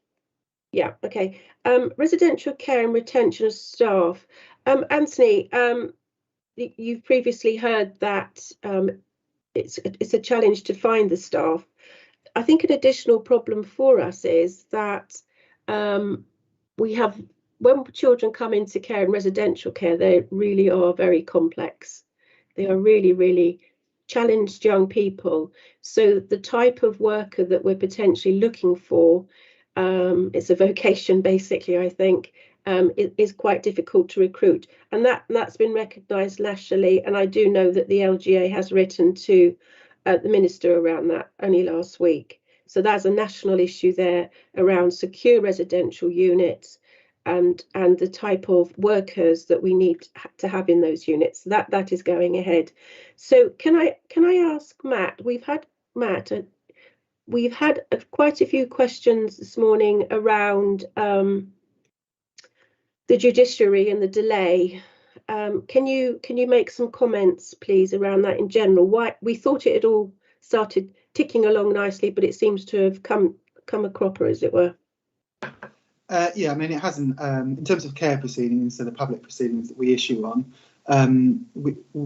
I think we have been lucky throughout the pandemic at the Watford Court. We've had regular liaison meetings with the lead judge, myself, and Simon Banks from Legal, and they managed to start getting the work through the system.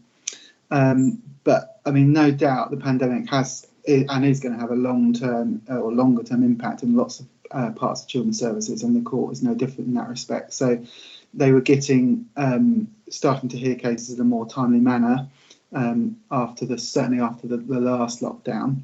But you know, we still have a backlog in casework.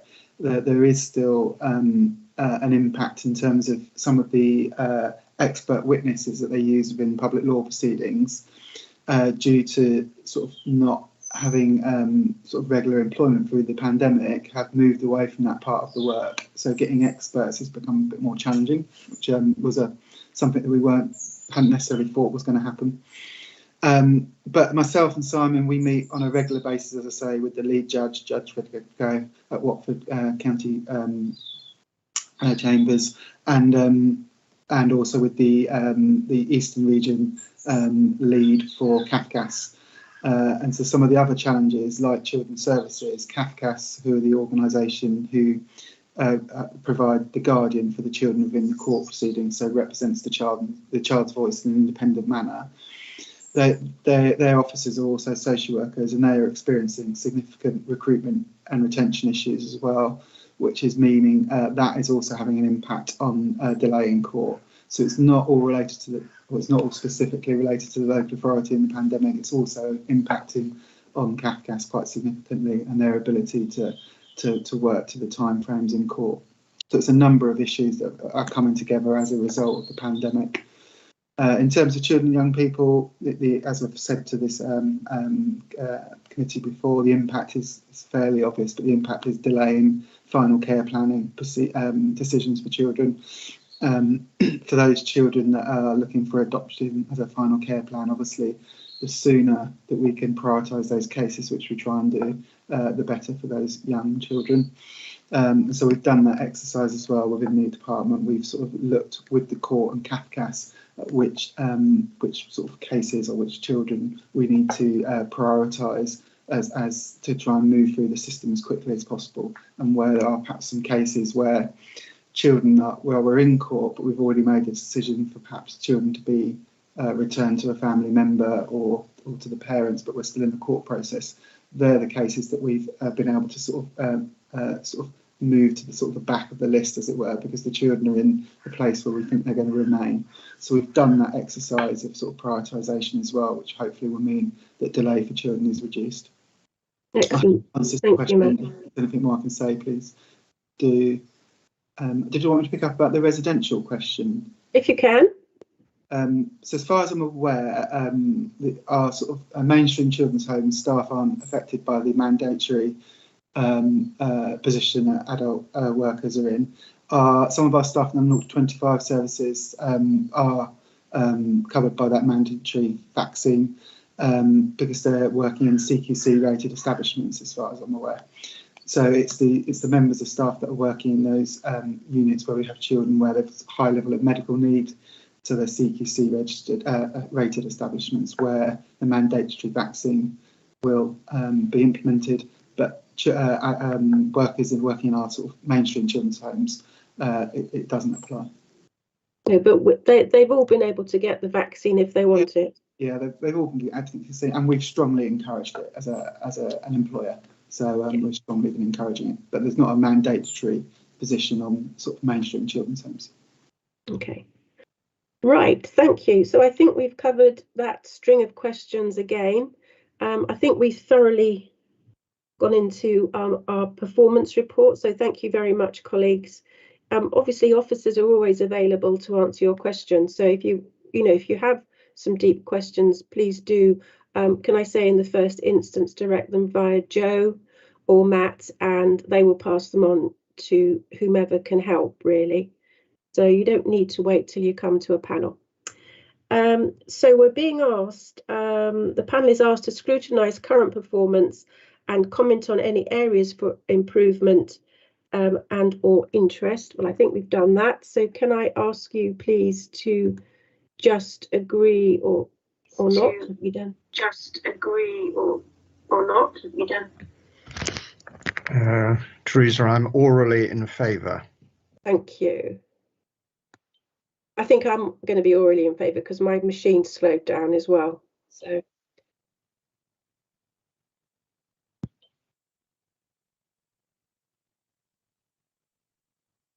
Okay.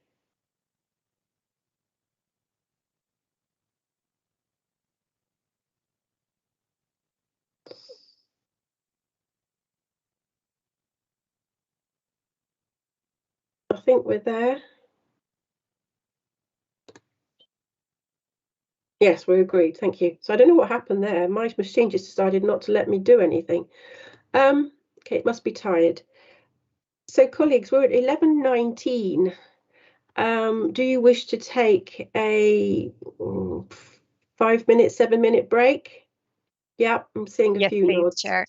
Okay, so let's come back as it. Do you need 10 minutes to make a coffee? No, 5 minutes then, please. 11:25, we'll restart. Okay? Thanks very much.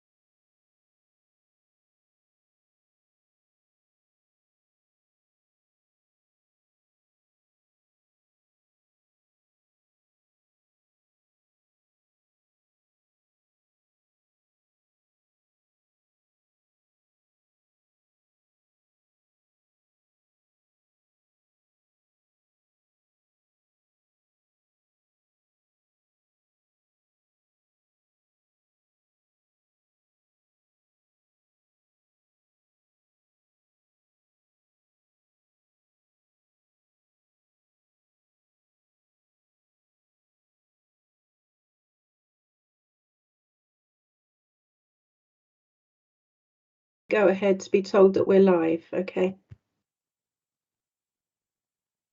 And we're live. So thank you for coming back. I hope you've come back anyway. So we're now moving to item 5 on the agenda, which is the Building Life Chances programme. And Sally Orr, Head of Family and Health Services Commissioning, will be giving us a presentation on that. Welcome, Sally. Thank you very much, and thanks for giving me the opportunity to update you on what's happening with Building Life Chances. This was previously called Tackling Poverty Partnership, just to add to any confusion. Is it okay if I share my screen, Jen? Is that okay? Is that okay? Can you see that? Yes. Yeah. Brilliant, thank you. Okay, so this really is very much a collaborative approach. We've been working in children's services with colleagues from adult care services and public health as part of the council's COVID recovery strategy. And the council's role here is about coordinating a response, working with districts, health, voluntary sector, a whole range of different organisations. This approach worked really well during COVID when we were tackling some quite difficult problems, and we're using the same approach again for the Afghan arrivals, about sort of coordinating the whole system approach. Since I was last at this panel, we held a stakeholder workshop in April, and we looked then at the sort of available data around what the issues were emerging from COVID, and began to identify what we saw as the themes, the projects, how we were going to take this work forward. And that's really what's led us on to where we are today. So these are the sort of themes that we've identified for Building Life Chances, and I won't go through them, you can see them, but you'll notice that they're very much aligned with other initiatives across the council, but also wider than that with district councils and with voluntary sector and many of our partners. So at the moment, we're doing some work to map other initiatives and projects that are out there to make sure that we avoid duplication. But we've moved on very much from in COVID, when we were looking at crisis support, to looking now at how we can target support in areas of particular communities in order to make a more lasting impact. Sorry, gone the wrong way there. The programme governance, we've formed a steering group, again with the HCC officers from the 3 departments who are working on this, and we've arranged a stakeholder group. Actually, that meeting is now in September. In October, we ran out of dates in September, with a whole range here of schools, health, Chamber of Commerce, voluntary sector districts, a whole range of people who have expressed an interest in working in this way. And we've recruited to a programme manager post, which is really helping with our capacity.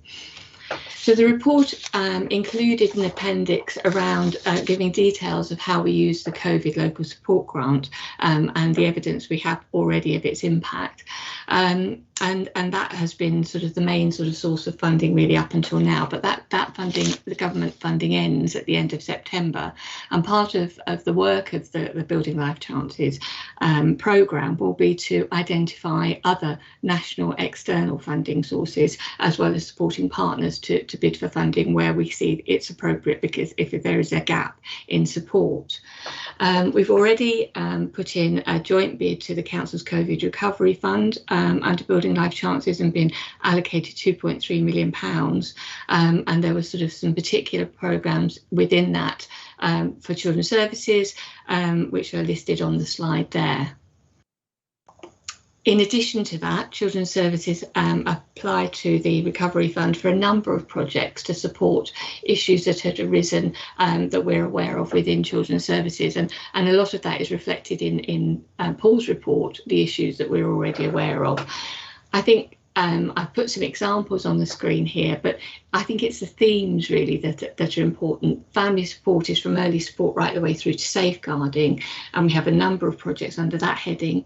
Within education recovery, we've also included support for mental health and anxiety for young people, because that is a barrier to them recovering to their education level, and skills and employment, because obviously that's a key issue for our young people.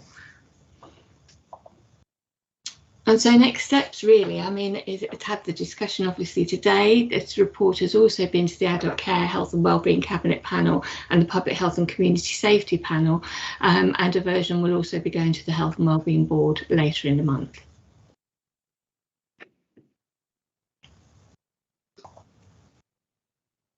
Okay, lovely. Thank you, Sally. Thank you very much. Nice and concise. Thank you. Right. So we're being asked to note and comment on. I have Nigel Bell, please. Thank you, Chair. And can I certainly welcome this very much, this report. Now, I was on the Adult Care and Health panel, so obviously I've had this there and we've commented, all members. And I have to say, obviously, in the next item, I will obviously largely refer to this in that item.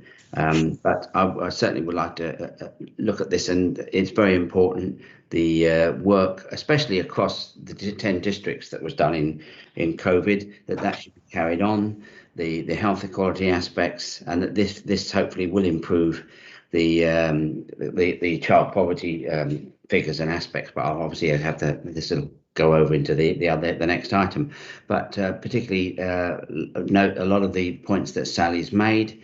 Again, which I will bring up, but certainly the health inequalities, as you said, the family assessments, the family support, I welcome all that, and particularly on the about page 97, the equality impact assessments as well.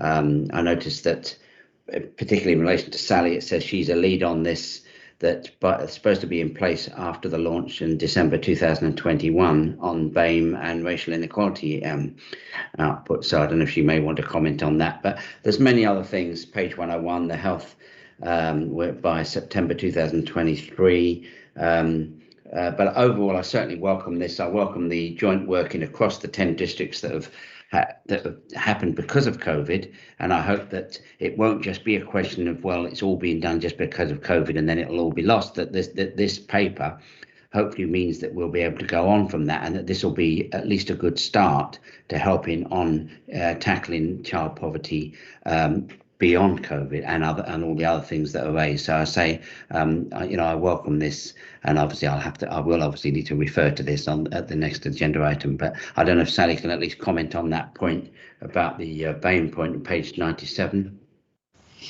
Yes, we've begun work with the officer who's leading on the diversity and inclusion strategy and making links with the faith groups and the local groups to make sure that we are targeting the work in the right way, and that we're reaching the people that we need to understand what their issues are. I mean, the thing that, as you've raised, Nigel, about the inequalities is it's almost like a cumulative effect. It's not just one bit of the puzzle. It's so we need to make sure that we're really understanding what the needs are of those communities and what support we need to put in place.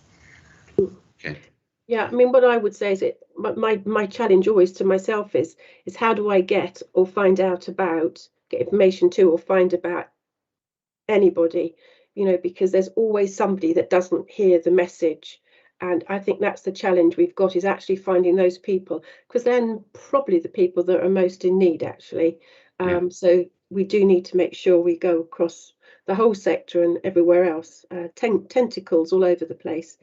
Okay, thank you, Nigel. I'll leave it for there. Thank you for your support. Okay. Paula. Thank you, Chair. Excellent. Oh, Can't hear you, Paula. Can you hear me? Only just. Okay, let me just try.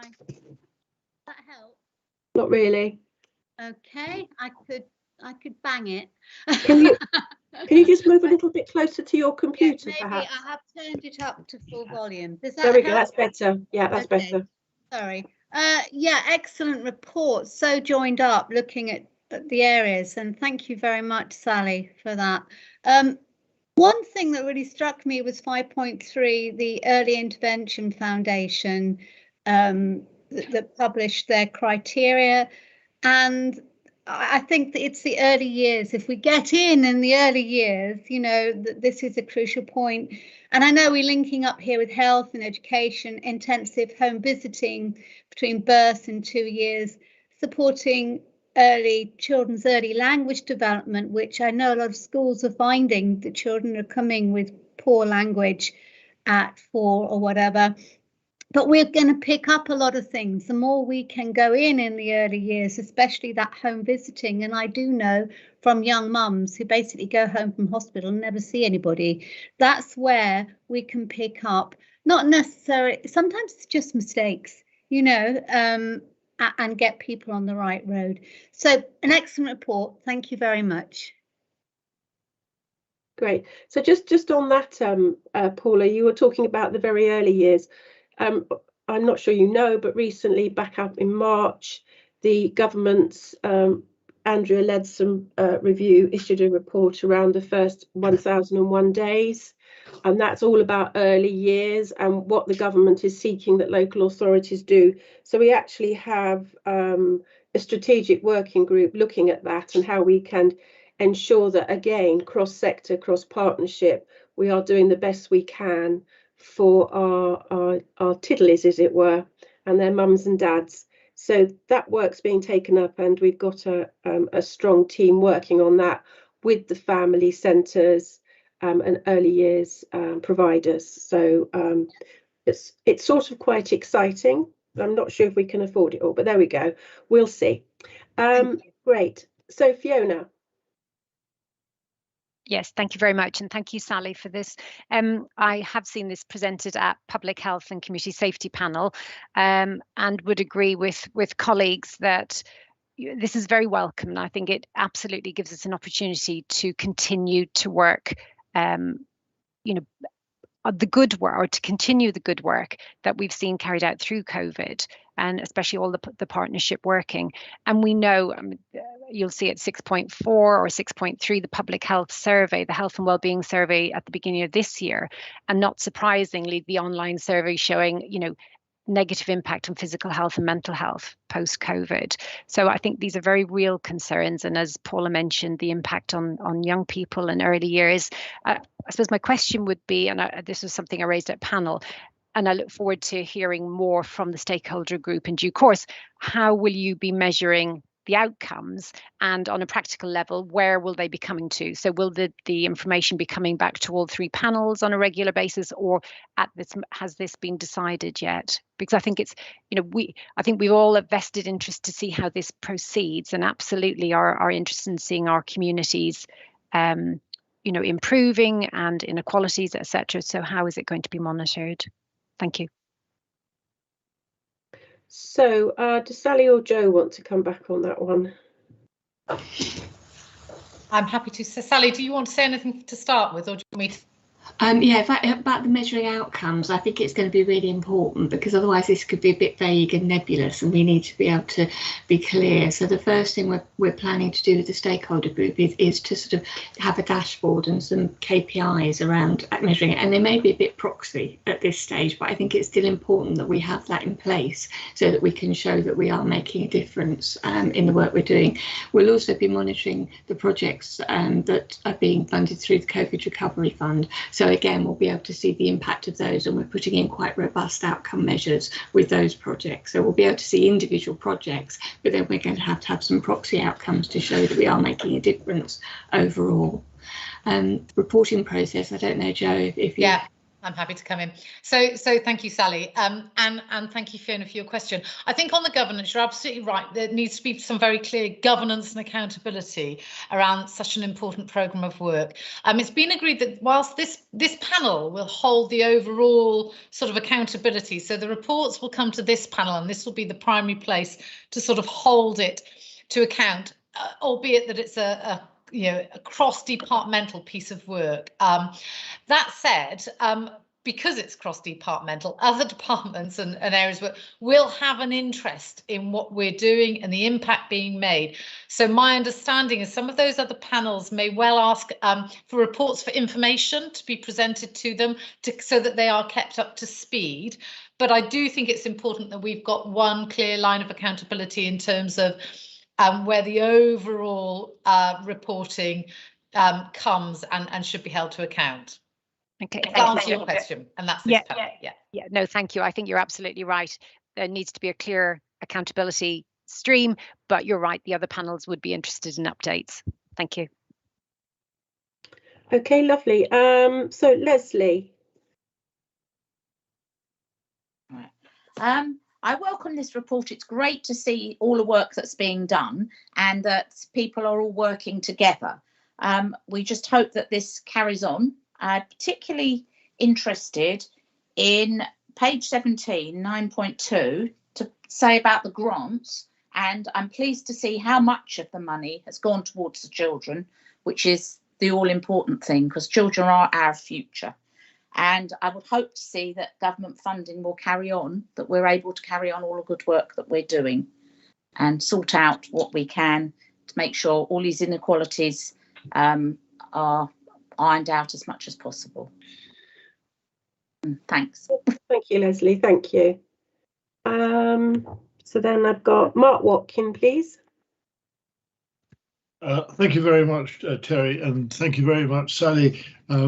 I always know when you're in charge that things are going to be run in a methodical and a professional way. So not many other officers aren't good, but we've known each other for many years and I have great confidence in you. And I just want to say, actually, some of my group have sort of expressed some concerns in other panels about this. And I think the concern is about trying to get continuity, because although COVID has launched this activity, COVID has had massive negative effects on our society, and your report reflects that. But sometimes out of hardship comes good, and this is a bit of good, I believe. I believe that this idea that we're bringing everyone together to see a kind of common objective, and that we've got all these resources, which if we can coordinate and continue to coordinate, is not just for the now. It's not, I hope it's not just for a couple of years, because hey, then COVID has gone into the background. But I really believe this is actually strategically a way of working that I would welcome. And if it doesn't continue, I will definitely be shouting the odds to say what's happened, because I think it's exactly what we should be doing, working closely with the districts and working closely with the voluntary sector. And I'm pleased to say some of those organisations I have direct engagement with, and I know what a good job they do on the ground. So I guess my basic question is, you have put in this application for the funding. Politically, I can't believe we'd be having these discussions if you weren't 99% certain you're going to get it. Otherwise, my goodness, we're going to be shouting back at you at full council, not you personally, but at Terry and her colleagues. So I just want to be certain that that continuity is pretty well there. And really, this is almost a question for Terry and Joe. Are we going to see this now built into a strategic way of working for children's services? I hope it is, because I think it's more, because the gap between the underprivileged and the people who have the money and the ability to to manage life is a growing one, and it's socially, we have to be able to take it on full blown. So I think that's a political question, so I'll respond to it. Mark, I think you know that I've always got children's welfare at the heart of everything I do and what I say. I think this is the start of a different way of working, and I think that nationally it's also proved that the whole of the local government family can work together. So there is this push towards government to recognise that. I can't say whether funding will continue within the authority, but I'll certainly be pushing for it. And as you know, the conversation around COVID and poverty and inequalities actually started in our panel. So I was obviously in favour of that conversation.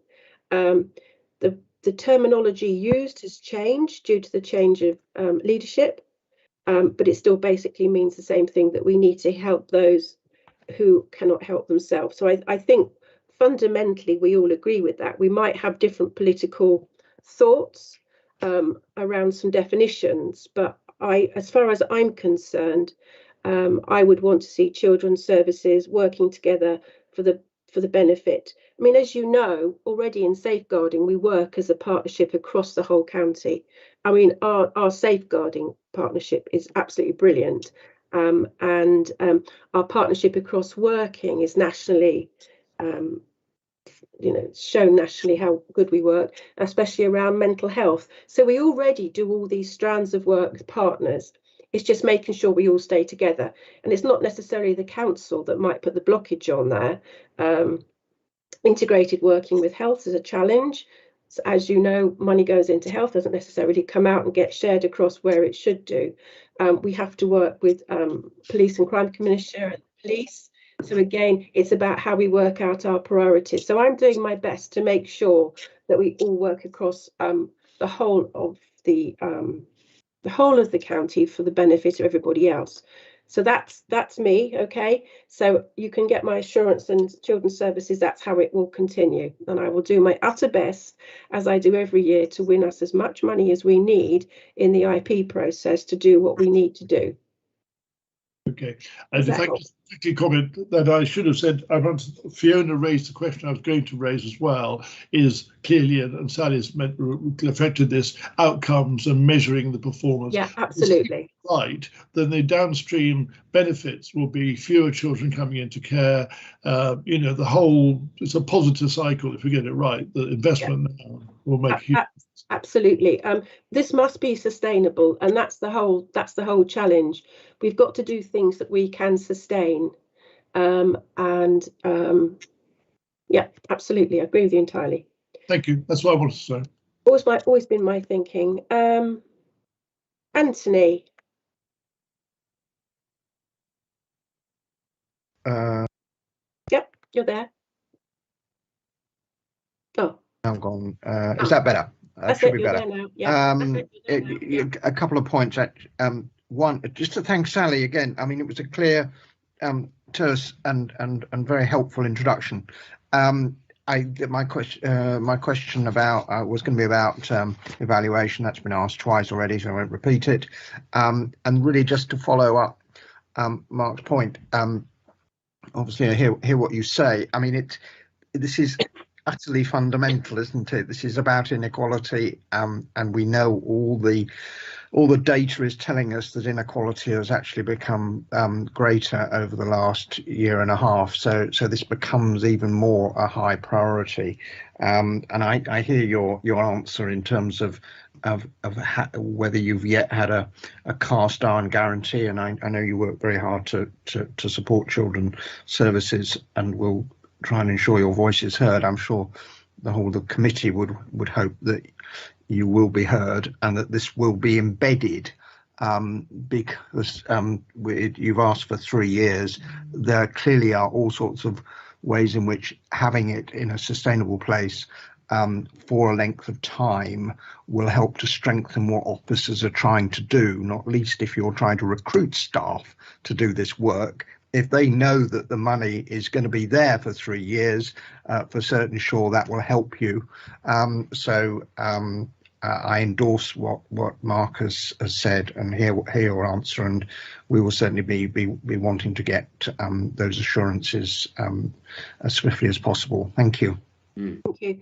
I should also say that the council's COVID recovery strategy is going to come to, I think, Cabinet in October, and also full council. So for the whole council to vote on. So that will be a time as well to when that reassurance will be given. Mark Mills Bishop. Thank you, and thank you, Sally, as well for an incredible piece of work. And perhaps I'll echo Mark and say you are a top gun, and I wish you well to get this really embedded. And I support the views that have been made already. My only one question I had was in terms of the steering committee and to get all the stakeholders on board. Will there be a voice somewhere for young people, for the youth? I know that we've had a survey, but I wonder if they will be represented on the top table, rather than the all the professionals and the usual partners that we have. Where would their voice come, Sally? Really good point, Mark. Yeah, we haven't built that into our structure yet, have we? I think we absolutely need to do that, and it needs to be part, as you say, of the steering group as well as the stakeholder group. So I'll take that one away and action it, if that's okay. Okay. Thanks for that, Mark. Well, colleagues, that's great. Thank you very much for that conversation. I'm very grateful for your support for this document. Can we now move to the vote on it, please?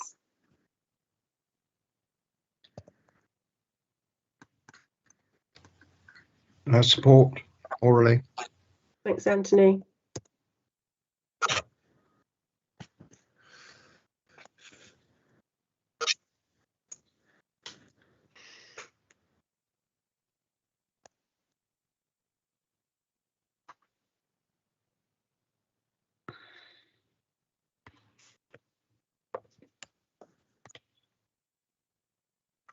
Are we okay?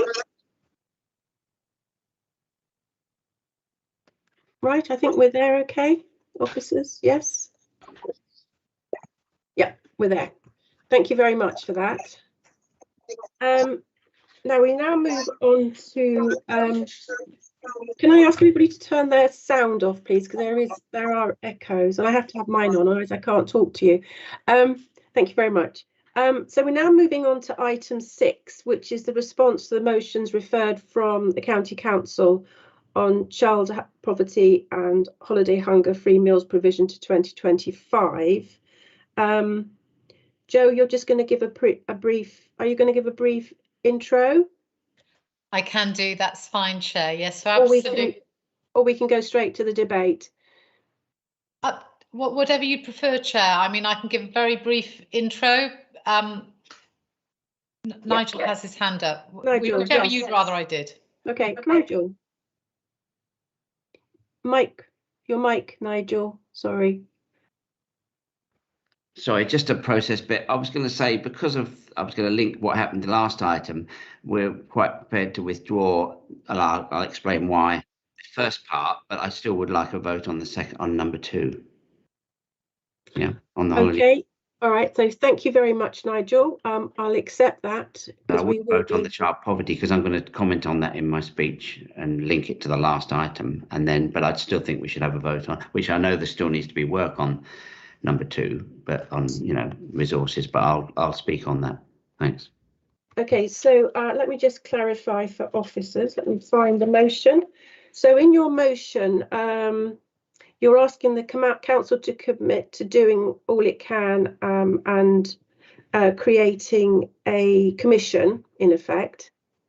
But are you saying you're not withdrawing it, but you're saying we don't need to debate that? You're happy to accept the I'm BLC. saying what I'll say in my 5 minutes, that because of what we've accepted on the building futures, the last item, we'll accept that's a start on the child poverty programme and on, if you like, a child poverty audit that will take there. And certainly, as others have said, and Mark and others said, we'd certainly come back if we don't think that's being achieved. So we'll accept that's for number 1, if you like. And then we'll just, yeah, then you'll vote on number 2. On number 2, we still on the think free school meals. Vote. I know okay. that.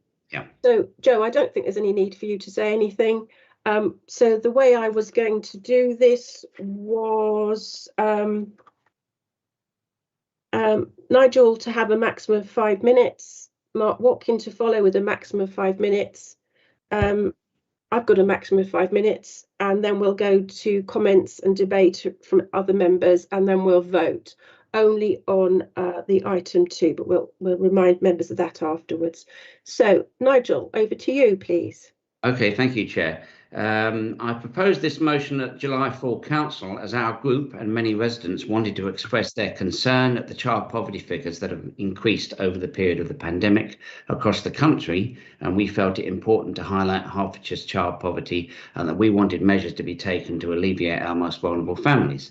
Of course, Hertfordshire is overall, we have to admit, much better off than many other parts of the country, but that is no reason for members here to be complacent, as it's surely right we do all we can to use the data and resources in our power to lift up those families. We used the free school meals data across our 10 districts and called for a Hertfordshire Child Poverty Commission to identify a clear action across all departments of the County Council. We noted the example of Marcus Rashford in galvanising and providing the extra help in the school holidays, and the efforts here in the county among our 10 districts, and not all of those, of course, efforts were as consistently good across all those councils. We wanted all our departments to link up in their policies and have outcomes showing how we as a county are improving for those vulnerable children and their families. I'm pleased that today's agenda item 5, Building Life Chances programme, is a very welcome attempt and start at tackling the first part of our motion, and I hope that the many good examples highlighted in the programme that offers has proposed and the timelines for reports and outcomes are achieved. I hope that the intention of reducing the inequalities that have increased during the pandemic for vulnerable residents and children by, for example, well, starting now September 2023 in a year with Sally Orr as the lead officer will be one of the key dates that can be adhered to. Of course, this should not be just about COVID recovery, as others have said, but a set of policies that can grow out of this programme to make sure our child poverty figures are improved and hopefully even eradicated, setting an example across the country for any good practice that is produced. The key themes in the Sustainable Hertfordshire Impact Assessment form include in early years, education and skills, health inequalities, employment, food insecurity, crisis support and communication are welcome and add to the type of audit themes that we were looking to see set up to tackle child poverty. While there's a lot to do and a lot in the report that will still need proper resourcing, it's a start to be welcomed, and I and my group will scrutinise, obviously, to see that this building programme is carried through to the best results for our young people. So obviously that's my and our response to, in a sense, the last item, but also on the question of child poverty. So that's where we are there, and that's why I, in a sense, would be happy to split the question of the child audit and child poverty audit from the motion, but still to vote on number 2. Thank you, Chair. Okay, thank you. Mark.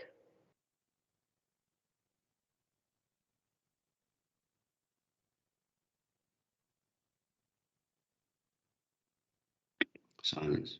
Apologies. Yes, sorry, Terry. I was moving around my screen and suddenly it's all disappeared. There's not a great deal more I want to add, actually. I, like Nigel, very much welcome the previous paper, and you heard my endorsing of that. And child poverty is absolutely the key challenge that we have to look at in our view of society.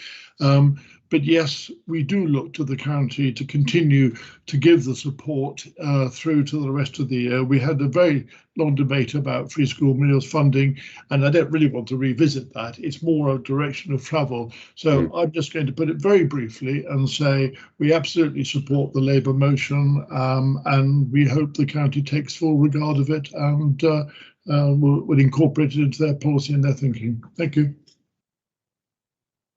Thank you. Well, can I say thank you very much to both opposition groups for your support of the Building Life Chances model, shall I say model, and it's very much a way that the County Council wants to work in the future. I totally acknowledge the stark effect that COVID has had on all children and families, no matter their prosperity. I have to say that, and I do know that those families who are more vulnerable, either financially, physically, or emotionally, probably have been worst hit during the pandemic. But we do have to do our best for them, and I think a stakeholder group partnership, whatever comes out in the recovery, as it were, strategy is the best way to move forward. As Nigel said, at the moment, he's accepted that this is the start of the work, and he accepts that this will build the data that one would normally seek if establishing a commission. And you've heard today that children's services officers have been gathering data across a variety of things, especially looking at those areas where there is most pressure. Education at home, that's a real challenge for us and a real concern, because we don't always see those children, so that's a real area that we need to look at. The EHCP system, and I'll say it's a system because the system is broken nationally as well, and we need to do something about that. Our social care referrals, safeguarding, health and speech, and especially around speech and language. So it's making sure that those services that the public sector bring together actually delivered properly. One of my concerns particularly is around eating disorders, which comes under the health system, but the number of eating disorders has risen by 80% over COVID. And that's a real worry for us, for our families universally, but for the mental health CAM system as well. County lines, CSE has all increased, and we are seeing young people not being able to find any employment. So all of that is being pulled together, and I believe that the recovery funds that are coming forward will help us deal with that. I'd like to just flag to you some of the areas of work that we're also doing around helping young people and to close that gap. And I'd like to point out the work that our virtual school's doing. Our CLA this year have had exceptionally good results, and it's been terrific.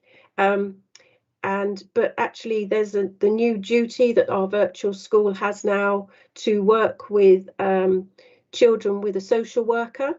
So basically to provide leadership in the educational system with schools to recognise and work with those children with SIN plans and child protection plans.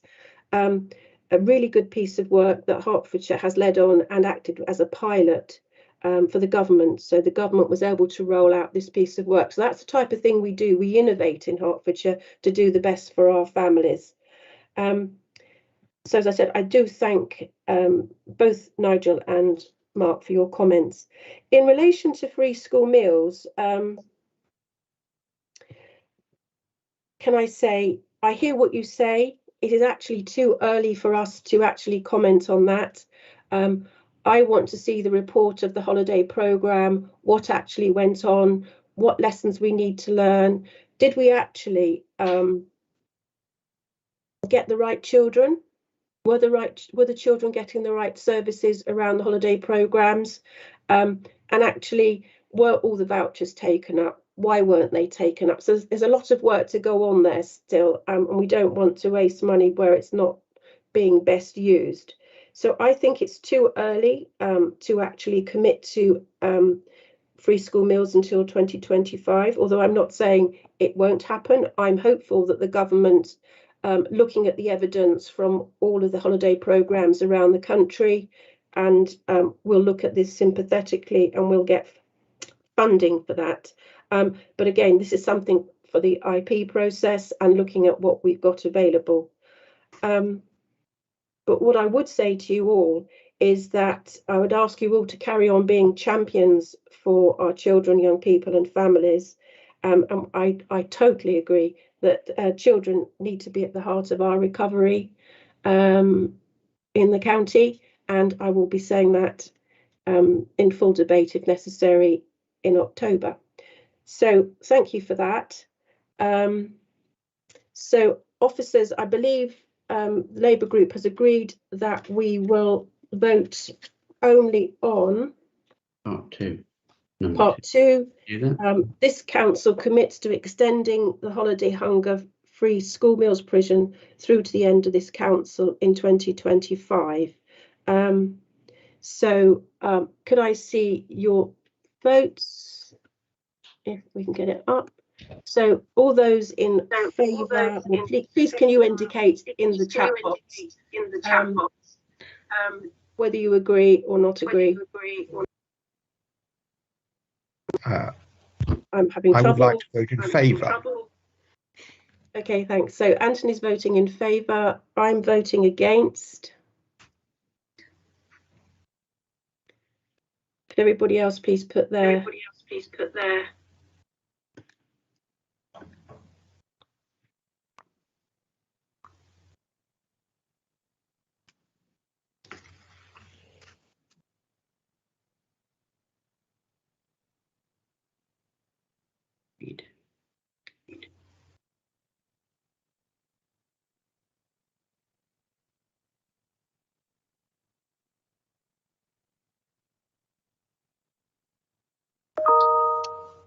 Okay, so I think that vote, that motion has been lost.